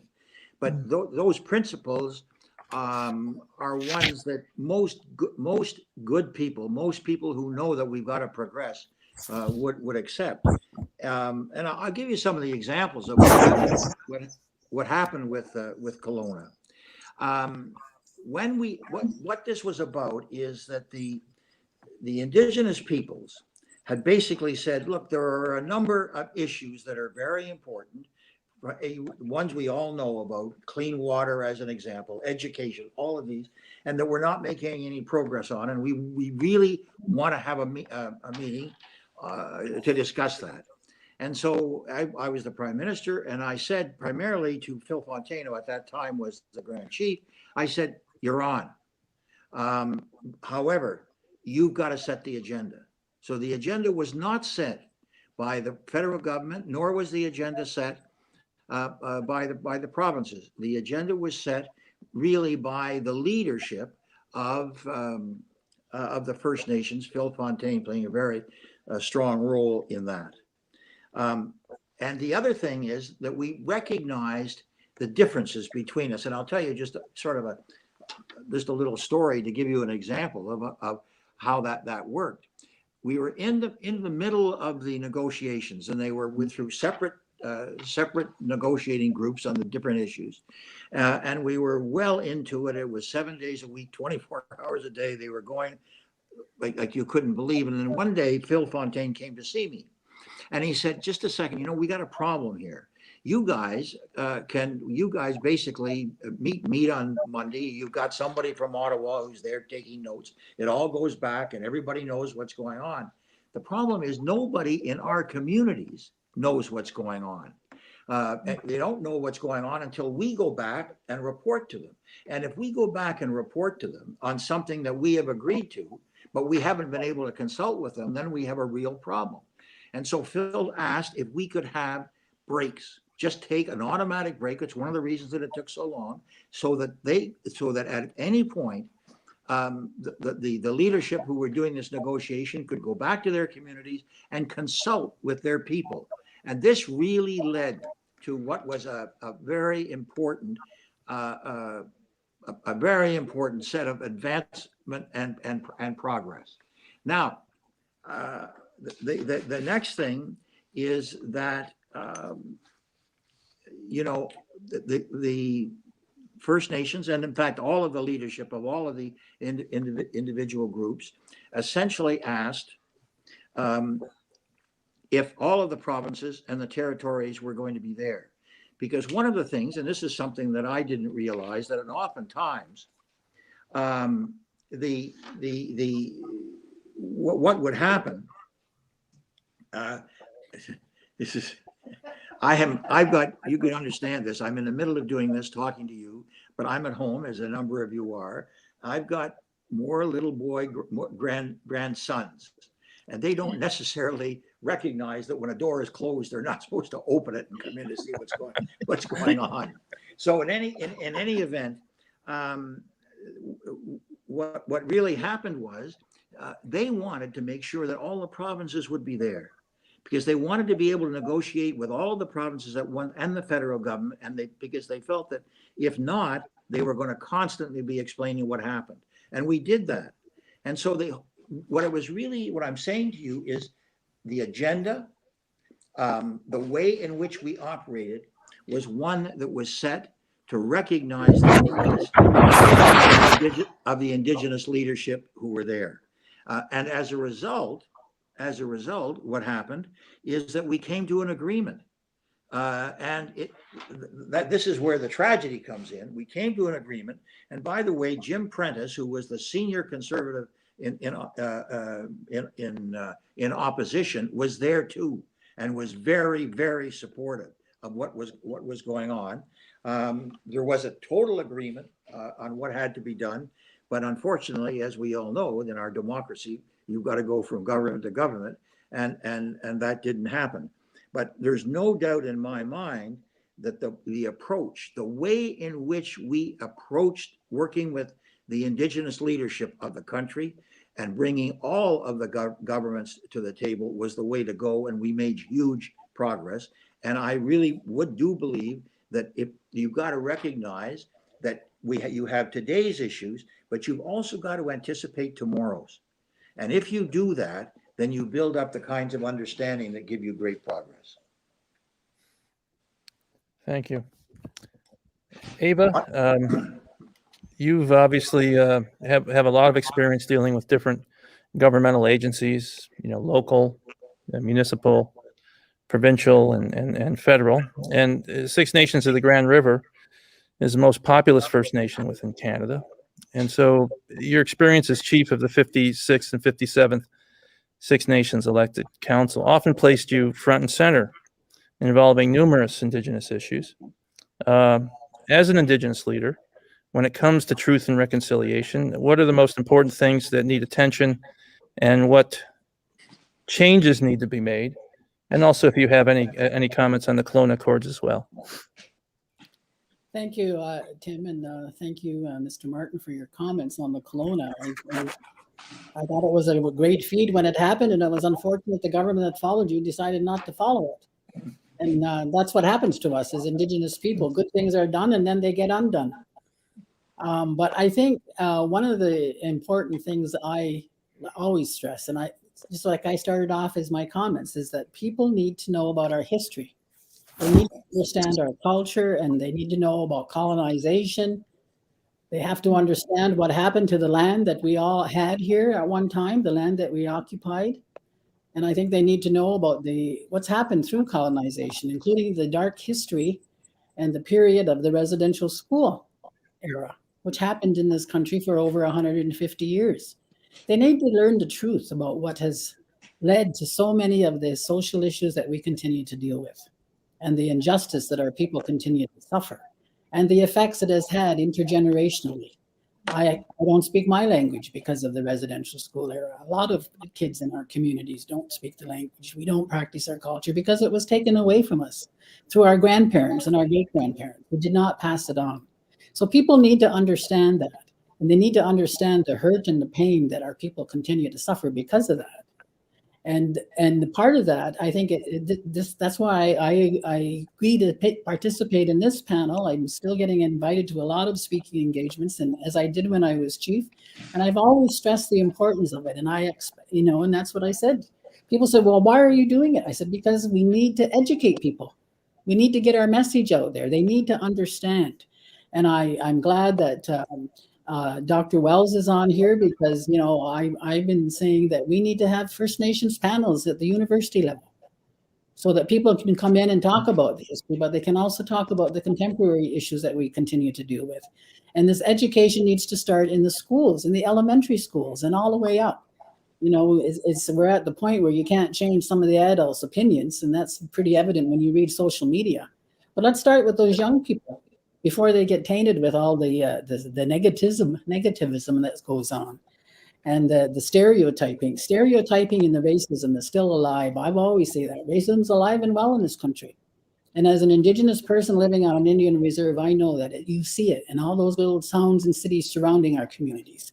We're still experiencing it, and I lived out west for a while, and I think it's worse out there. So we really need to do something about the stereotyping and the racism and the systemic racism.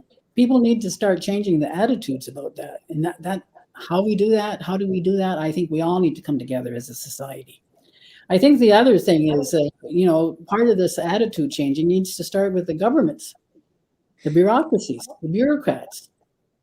Some of those bureaucrats have been there for years and they resent. You heard my earlier comments. They think we're getting special treatment. They think we're entitled and they resent it. I had one top civil servant say to me, I was arguing with him about school supplies one time. "Oh, why don't you pay for them like I do?" he said. And I said, "You know what? It's no wonder our people are so frustrated and fed up when you're the top civil servant and that's the type of attitude you have." And it just trickles down. We have an election and we see new government people come in, new ministers, new cabinet. We're going to do this, we're going to do that. Nothing happens because they get blocked by the bureaucrats who've been there for years and who've been trained and trained and trained. And then if you do run into the bureaucrats that want to do something, they say, "Well, we can't because our elected officials won't support us." So it's just depending on who's holding the seats in the government. We always the action is so slow, and I think that's one of the challenges is that everything is so slow. We had the Royal Commission on Aboriginal Peoples. That happened before the Kelowna. And, I kind of think that Kelowna Accord maybe was looking at all of those recommendations that were in the Royal Commission on Aboriginal Peoples, because I understood that they said, let's pay now so we don't pay later. Well, what happened to that? It's sitting on a shelf collecting dust, and now we've got the missing and murdered Indigenous women. A year after that final report was done, this federal government finally came out with an action plan. Why does it take a year? We've been talking about missing and murdered Indigenous women for years. And the boil water advisories. They're still, the Prime Minister of the day promised to do that and get rid of them. And, he's admitting he didn't. There's still 51 outstanding. And I can speak about our community. We've got a state-of-the-art water treatment plant here. It took years to get that. Dealing with the government, goes back to what the bureaucracy. We were dealing with the government and we get to a certain point and Part of the reason is they want you to take the lowest bidder. They want you to take the least, the contractor that's going to charge the least. So you get somebody in that doesn't do a good job. And this happens in the far north, in the remote communities where we're seeing so many boil water advisories. So they don't do a good job, so the thing doesn't work. But even here in our community at Six Nations, where we have the state-of-the-art water treatment plant, we had a grand opening, it still doesn't reach all the houses in our reserve. Because if you can't just plunk a water treatment plant in a community and say, okay, we solved that boil watery, how are you going to operate and maintain it? They didn't provide that money. How are we going to get money to get the piping so that water can reach the houses? They didn't provide that money. I think a few years later, I had Jane Philpott come down here and give us money so that we could extend the piping to some of the schools, but because they're still federal schools, but not to every house. So we're still solving that. And that's why I think things just move at a snail's pace, and we need to move forward. The other thing is, I think that the government needs to do is settle our land rights struggles. There's numerous land claims across the country. Six Nations, we call it the lands rights struggles because it's more of a. We had 950,000 acres up and down the Grand River. Now we have 45,000. But what happened to that 900,000? The Indian agents of the day sold it, or they gave it away, or they leased it, and they kept the money. They helped build this country. They helped build the Law Society of Canada with our money. They helped McGill University with our money. And so we've got all that history. And we need to educate people about that. And also the other thing is we've come up with a solution. We're calling it a global solution. I remember giving it to a former Indian Affairs minister, and he just kind of threw it back at me. He said, "This is unrealistic." Well, how do you start talking about things if that's their attitudes right off the bat? It's not unrealistic. They stole our land and they owe us. And our solution is give us some every year with an escalator. Give us the settlement, then escalate it every year, and then we can look after ourselves. We can look after all the needs that our people have. And, instead, we are starting to do that. We are starting to generate our own source revenue. And then what does the government say? Oh, you've got to report your own source revenue in the audits you send to us. Well, that's BS.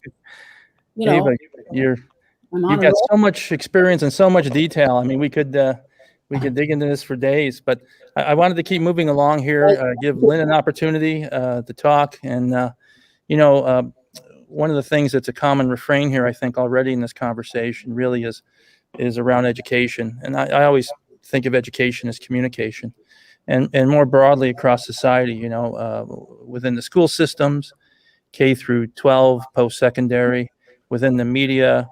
There obviously needs to be a great deal of communication to help bridge some of these issues and disputes and concerns in this era of reconciliation.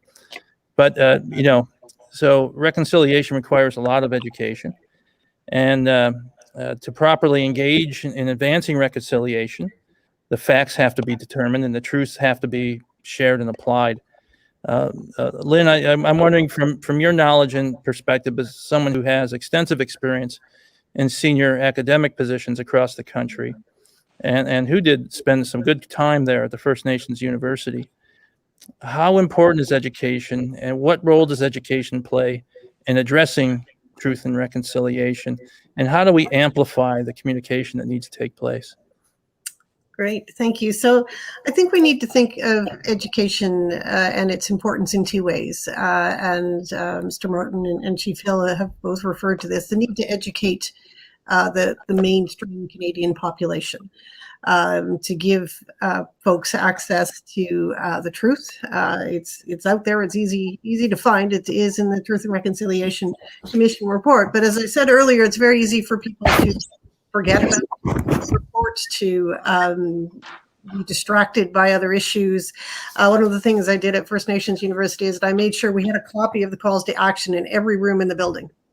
So that people had to see them every day. And I'm thinking pretty hard about doing that at Brock as well. The people have, if the work that needs to be done is not before people's eyes and in their consciousness, they will forget about it.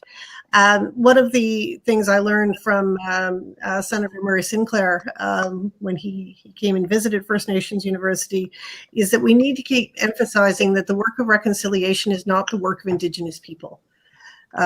We seem to put the expectation that the work of reconciliation will be done by Indigenous people to reconcile with the rest of us, and that's backwards.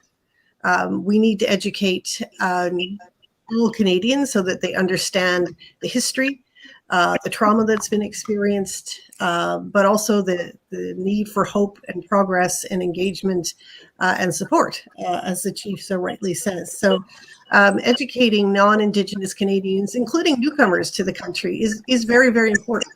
I found, working with newcomers to Canada, at the various institutions where I work, they don't have a lot of knowledge about the history of Indigenous people in Canada. It's new to them, and they're horrified, because they all, they come to Canada thinking that we're a benevolent, peaceful, loving kind of people, and they learn about this dark history. So we need to make that available to people, accessible in ways that's educative. Right, is not trying to make people feel badly or have people resist because they feel they're being blamed for something that they themselves didn't do, but more an education about how we can grapple with the past and then move into a better future. But the other side, of course, is education for Indigenous people. And as I said, I was fortunate to work at this amazing place that is a model for the world of fully Indigenous education. I used to joke that everything there was Indigenous except me.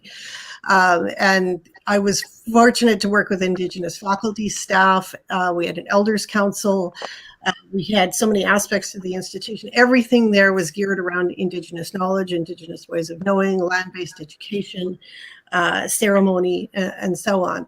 And the students who came through First Nations University, including Chief Cadmus Loram, who is the brilliant young chief at Kamloops, those people are role models for Indigenous people across the country.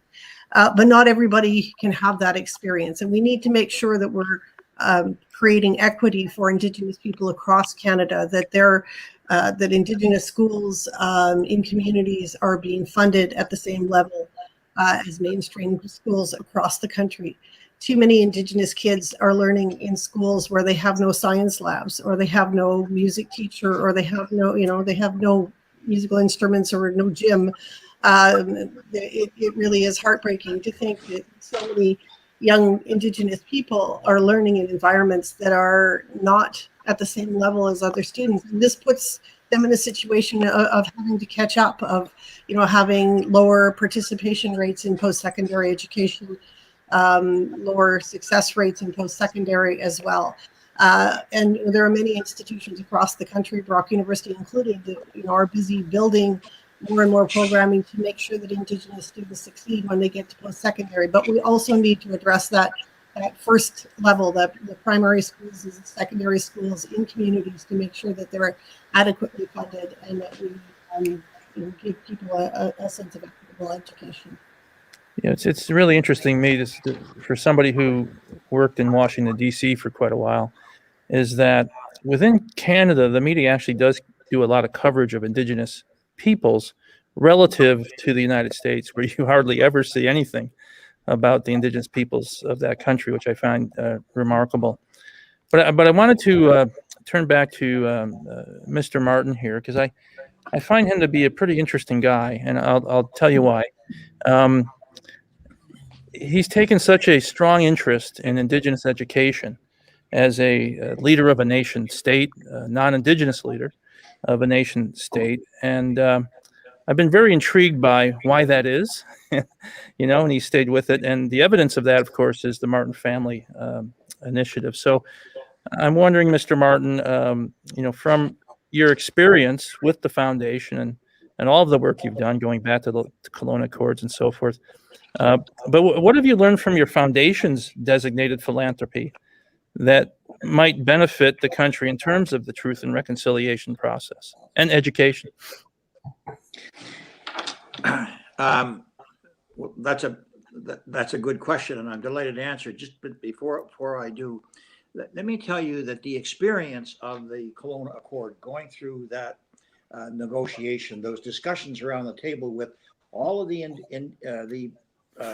Indigenous leaders who were there, with then all of the provinces, and the degree of understanding that developed in the Kelowna, among the members of the Kelowna Accord was remarkable.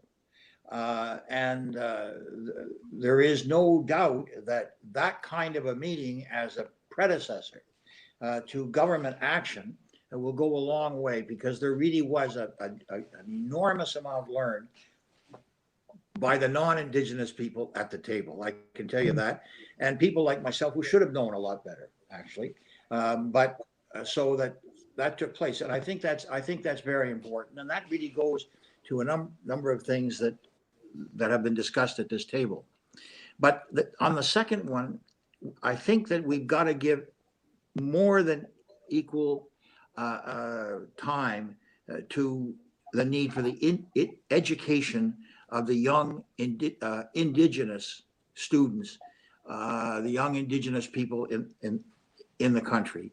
They are, I go back to it, they are the youngest, they are the fastest growing young people in the country. The opportunity for them now is overwhelming, simply because of that fact, and they should not miss it. But they should not miss it for the good of the country. They should not miss it for the good of Indigenous thought, but they also should not miss it for their own lives, the lives that they are going to live. We live in globalization, and we've seen this with the pandemic. Globalization is no longer a question that we can either take or not take. Globalization is a fact of life. The economy is global, and we are going to be competing with all kinds of different countries with all kinds of different skills. We cannot afford not to be able to compete with them. The fact is, the digital economy, the digital economy is going to have a huge effect on the Canadian economy and our abilities to succeed. And if through our education system, we do not give young people the opportunity to basically thrive in the time of the digital economy, the country was going to suffer, and they're going to suffer, whether they're Indigenous or not Indigenous. And I don't think there's any doubt that what is required now is a massive push to give the young people the kinds of educations that they are going to require, beginning in the early years, through obviously primary school, high school, and whatever happens after that. This is a very different world now, and as the pandemic winds out, and we start to face up to what dealing with climate change is going to cost, and what the differences that climate change is going to make in traditional industries, there's an enormous, there are enormous steps that are going to have to be taken. And the more that young Canadians are able to adapt to that, the better off the country will be, and the better off they will be. And I've got to tell you that I've had the opportunity to speak up to some of the stuff that we're doing, to talk to young Indigenous students, high school students across the country, and a number of college students as well. And they understand this. The real thing is, they understand. They are ready. They are prepared. And what I do not want to see happen is that we miss that opportunity. Now you're absolutely right. There's got to be far more understanding by non-Indigenous people in the country. Nobody debates that, and we've got to do whatever we can.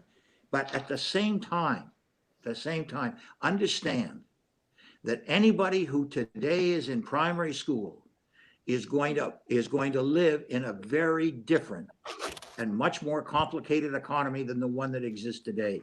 And we owe it to them, and we owe it to ourselves to give them every talent, every skill, every in-depth piece of understanding that they can give. And that is education.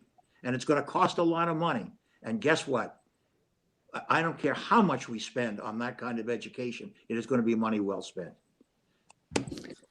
And one of the things I can tell you from the Celebration of Nations that we produce here every year, we bring in tremendous talent, Indigenous talent from the communities, and many working in technology, in the arts and business and so forth. And I know Ava at Six Nations, I know personally, we sure could use some fiber optic internet service running down our road on 4th Line. In terms of your experience, what do you think are the challenges in terms of creating the conditions where our Indigenous people can have access to the technology, to the information, and the things they need to build their lives, educate their communities, and advance business interests? Well, some of the challenges I think I kind of referred to when I was speaking before, but the biggest challenge is always going to be funding. It's always going to be money. You know, we always need to have that. But it's also to another challenge is to have unity amongst our people. And part of doing that is people are wanting that identity that was stolen. We want that back. That's a big challenge. And you know, so if you come to our community, you can see that there is that resurgence to learn the language. And more and more young people are on it. Our ceremonies are taking place again. More and more people are attending the longhouse ceremonies. And we have to keep that going, and we have to find the balance between that and between sending our kids off to post-secondary university. You know, and I agree with the other comments about education. You know, our people need to be educated. And I agree with what Mr. Martin said about our young people. You know, the young people we have now they're ready. He's right. They're ready. They're smarter. They're more aggressive, and they're not afraid to get up and start doing things. I know when I graduated from high school, it was like, get out and get a job. I was never encouraged to further my education, nor was I given the opportunity to go to post-secondary education. But now we do that. You know, we need to build up our young people. We need to give them that hope and inspiration, and we need to have role models that can do that. But, and I think business is another one. That's another challenge. Like, we've got to start developing more entrepreneurship. That's why I like these entrepreneurship program for the young people. And business opportunities between First Nations and corporate Canada out there. You know, Six Nations is a partner with Samsung. We had, you know, one of the largest companies in the world on a wind and energy project, because we've got to start generating our own revenue. And we've got to do more of that. We've got to entice people to come here. But then what happens is people get frustrated sometimes because our land rights aren't settled. That's the challenge, because, and then they say, you know, then we have protests or we have barricades or stuff. So, and it's the frustration that leads to that. So, you know, we've got to have a balance amongst ourselves, and we've got to come together as a community and have that unity. And so, you know, in addition to educating non-Indigenous people, our own people need to also be reminded of what our history and our culture and exhibit that pride. So those are just some of the challenges, I think. And, you know, we've got to concentrate on our young people. And the other challenges, and I was going to mention the other time, so I'll just throw, is we got to get rid of the social issues, the drug abuse, the alcoholism, which is rampant, not only in my community. I know whenever things happened here, I thought, oh my God, it's just happening here, but it's happening everywhere. It's happening on other communities, First Nations communities, and then in cities. And I think that's another thing as society. We really got to come together and try and make our people healthy. Yeah. Give our young people hope and inspiration. Indeed. I've got to ask this question of Lynn. Our 2021 Celebration of Nations theme is on seeking wisdom. And the term philosophy means love of wisdom. So I was intrigued to see that your resume includes service on the executive committee of the International Association for Philosophy and Literature. With philosophy being an activity that seeks to understand fundamental truths about ourselves and the world in which we live, how can this help us to understand and reconcile Canada's treatment of Indigenous peoples? Great. No, I love this question. And it's so in keeping with the theme this year for Celebration of Nations, which is great. You know, one of the things I'm certainly aware of is that people tend to think of philosophy as very much kind of Western, you know, mainstream European concept, right? That philosophy has to do with the Greeks, with Aristotle and Socrates and that lineage. Similarly, the idea of science, and the word science simply means knowledge, right? That science too is attached only to one tradition, a kind of European descended tradition from the Enlightenment with the scientific method and so on.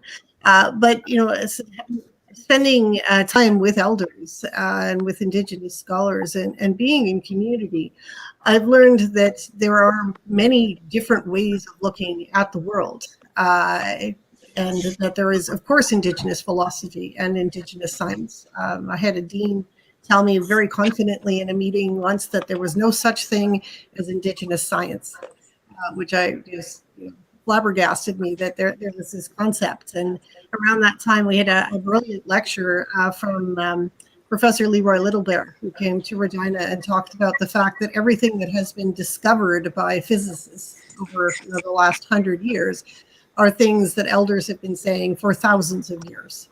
There's this sort of arrogance that says that non-Indigenous knowledge is superior in some ways to Indigenous conceptions of nature or the world or the cosmos or philosophy of morality and so on.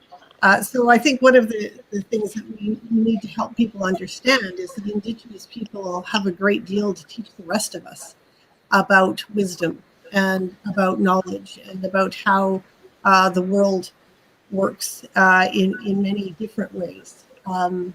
I had a wonderful experience a few years back of co-teaching a literature class, which is my field, with an elder from Musqueam in Alberta.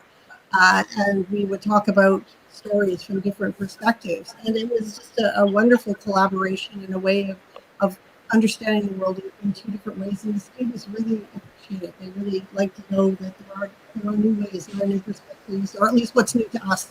They're ancient perspectives. But they're very relevant, very important. So, I would urge everyone to broaden their understanding of what wisdom is and what philosophy is in their Indigenous friends. That's great. And on that question of Indigenous science, understanding of plants, the botanical world, is quite significant. And I do know one of your professors, Liette Basseur, currently doing a project with the Indigenous charitable organization Plenty Canada to identify the Indigenous plants that are found along the Lower Secord Legacy Trail in Niagara. And so there's a lot to be learned from that. At the Smithsonian, we did a whole children's exhibition in our New York facility that focused on Indigenous contributions. And they're extensive, particularly if you just begin with food, okay? Indigenous foods feed most of the world today, and it's absolutely extraordinary. So that ranging up to the technologies that Inuit people developed for survival in a harsh northern environment, it really runs the gamut. So I'm glad that you're aware of that and working through that at your school. So we're really kind of at the top of the hour right now, and I just wanted to open it up and see if anybody had any additional comments that they wanted to make at this time. Yeah, I would like to come in just picking up on essentially what has been said. I have made the case that education, obviously the education of the non-Indigenous society, so that they understand the history of this country, of the real history going back to when it began, not when somebody came here, is obviously very, very important. The second thing is that, just on your point, I'll tell you that there is an enormous amount to learn from the Indigenous people. The whole question of food security, which is a massive issue, about food security. It's a massive issue in Africa. It's a massive issue in parts of northern Canada. And when you sit down, there are a number of Indigenous people in Canada. If you sit down on the issue of food security and what should be done, you will get insights that you get nowhere else. And I think that those are very much worthwhile putting on the table. And then the second one, in terms of climate, I would recommend to anybody. I can give you a group of guardians who would be able to essentially teach anyone how, in fact, you marry the economy with the protection of the environment. So that I think that there is an enormous amount of knowledge among the Indigenous people of Canada. And I think that it should, by the way, be married with the Indigenous people in other countries. I think that there really is something there out there that we've all ignored, and I think that it's something that should be listened to. But if we're coming to the end, we're going to start to get cut off. I would like to simply make my initial point that the more we are able to use education to ensure that young Indigenous men and women are able to accomplish their dreams and are able to basically not just persevere, but be at the head of that, that the more all the other issues will take care. Because you're not going to be able to turn your backs on somebody who has such an insight into what is a very difficult world. I mean, the digital economy really represents a sense of insight into a world that most of us don't understand, certainly that my generation is still struggling with. And I think that's all part of this debate. And I think it's a very positive perspective on where we're going. Thank you. Ava, any comments? I just want to take a couple minutes to talk about the residential schools, and because there's one that's so close to us. Yes. It's called the Mohawk Institute. It's still standing. It's on reserve land on the confines of the city of Brantford, and it's being administered by the Woodland Cultural Center. Actually, I just came back from there because they opened their First Nations art exhibit, which has been running since 1976. And I got recruited to sit on another committee now to try and get money for a new museum. And then I'm just putting that out there, Mr. Martin. We're going to be looking for money. Anyway, I wanted to give a bit of information about the residential school there.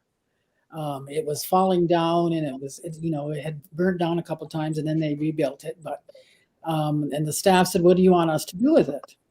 When I was a counselor, our chief, because it's an asset of the community. And we said, "Well, ask the people what they want." Particularly ask those survivors, because there's still a number of survivors living in this community that went to that school, because it didn't close until almost the 90s, which is not that long ago. And I remember when I was a young girl, when those kids used to come down for bread and cheese or a fall fair or events in the community. Anyway, the community decided that they wanted it saved. They wanted it refurbished, and they wanted to operate and be available for people to tour, so that they could experience what it was like for those young kids that went into residential schools. And when I was up there today, there's a big display of little shoes, and one of the survivors who's still alive, his name is Geronimo Henry. He goes there every day to take care of that. And he'll sit there and he'll tell you his story. So we got money from the province, we got money from the feds, and Janice told me that they're very close to getting it. But so it started the Save the Evidence campaign for the Mohawk Institute. We call it the mush hole. Everybody here calls it the mush hole because of the terrible mush that the kids were fed when they were in there. And so that campaign is going on, and that was to raise money to refurbish that. Right now they're doing virtual tours people can take. I've taken the Lieutenant Governor there on a private tour. I've taken former Premier Kathleen Wynne, Governor General David Johnston. They've all had private tours there. And that's part, again, of the education. But there's another project that I want to mention going on there, and that's with the survivors themselves. A bunch of survivors who have come together, and this has become part of their healing, as they are working on raising funding to do a Mohawk Village Memorial Park on the grounds of that same school. So, they're going out and speaking. They're available to come and speak to audiences and tell their story. They haven't been able to do that for a long time. But now that, again, this is part of their healing. And so that's some of the things that are going on. And I just thought it was important to mention those two things and encourage people to support them. And look up, both of them have websites. And, and I'm just on some of the other stuff that, we're continuing in our community to help people, as I said, get the language and the traditions and the ceremonies, all those things that were lost. And as I said, we've still got a long way to go, but we've got to keep encouraging and people, and as I said, giving everybody hope and inspiration. I think it was a great decision by the Six Nations community to salvage that building, so that, rather than tear it down. I know there's been many of these residential schools have been torn down across the country, but I think to have the community insight to say, no, we want to tell this history. We want to share this history, help educate Canadians about what took place here and so forth. And with respect to the residential school policies, I thought that was a critical moment for the community. I'm really proud of which direction they took. And they called it the Save the Evidence campaign because they wanted to save the evidence, to remind everyone what the government of the days and the churches did to our kids for over 150 years, and to make sure that it never happens again. Yes, yes. Lynn, any final words? Well, thanks. And first of all, thank you again for allowing me to participate in this great panel. I guess what I would start with is, the ongoing commitment that Brock University has to continuing the work of reconciliation. We're building every day. We have our Aboriginal Education Council. We have a 2.0 Council, which is associated with our Senate. But the most important thing we're doing is we're hiring more Indigenous people, more faculty, more staff, increasing our efforts to recruit and retain Indigenous students. And I know, many universities are doing similar things. But in my mind, one of the best things that higher education can do is provide those educational opportunities for Indigenous people, but also help to create those leaders who can go out and be those role models and really move the policy issues forward, and to go out and be educators and leaders in communities across Canada. It's critical work. Well, that's great, and that seems consistent with what Mr. Martin was advocating for, the creation of jobs based upon education. So that's great. So I think we're going to wrap things up here. I'm informed there aren't any questions. A lot of comments of support that came in under the comment section, which is wonderful, but no particular specific questions that need to be addressed. So I want to thank each of you for participating in today's program. Mr. Martin, Paul Martin, Ava Hill, Lynn Wells, on behalf of Celebration of Nations, I extend to you our gratitude for your contributions to Indigenous peoples and for working hard to help create a hopeful society for future generations. Thank you so much. Nyawe. Thank you. Thank you.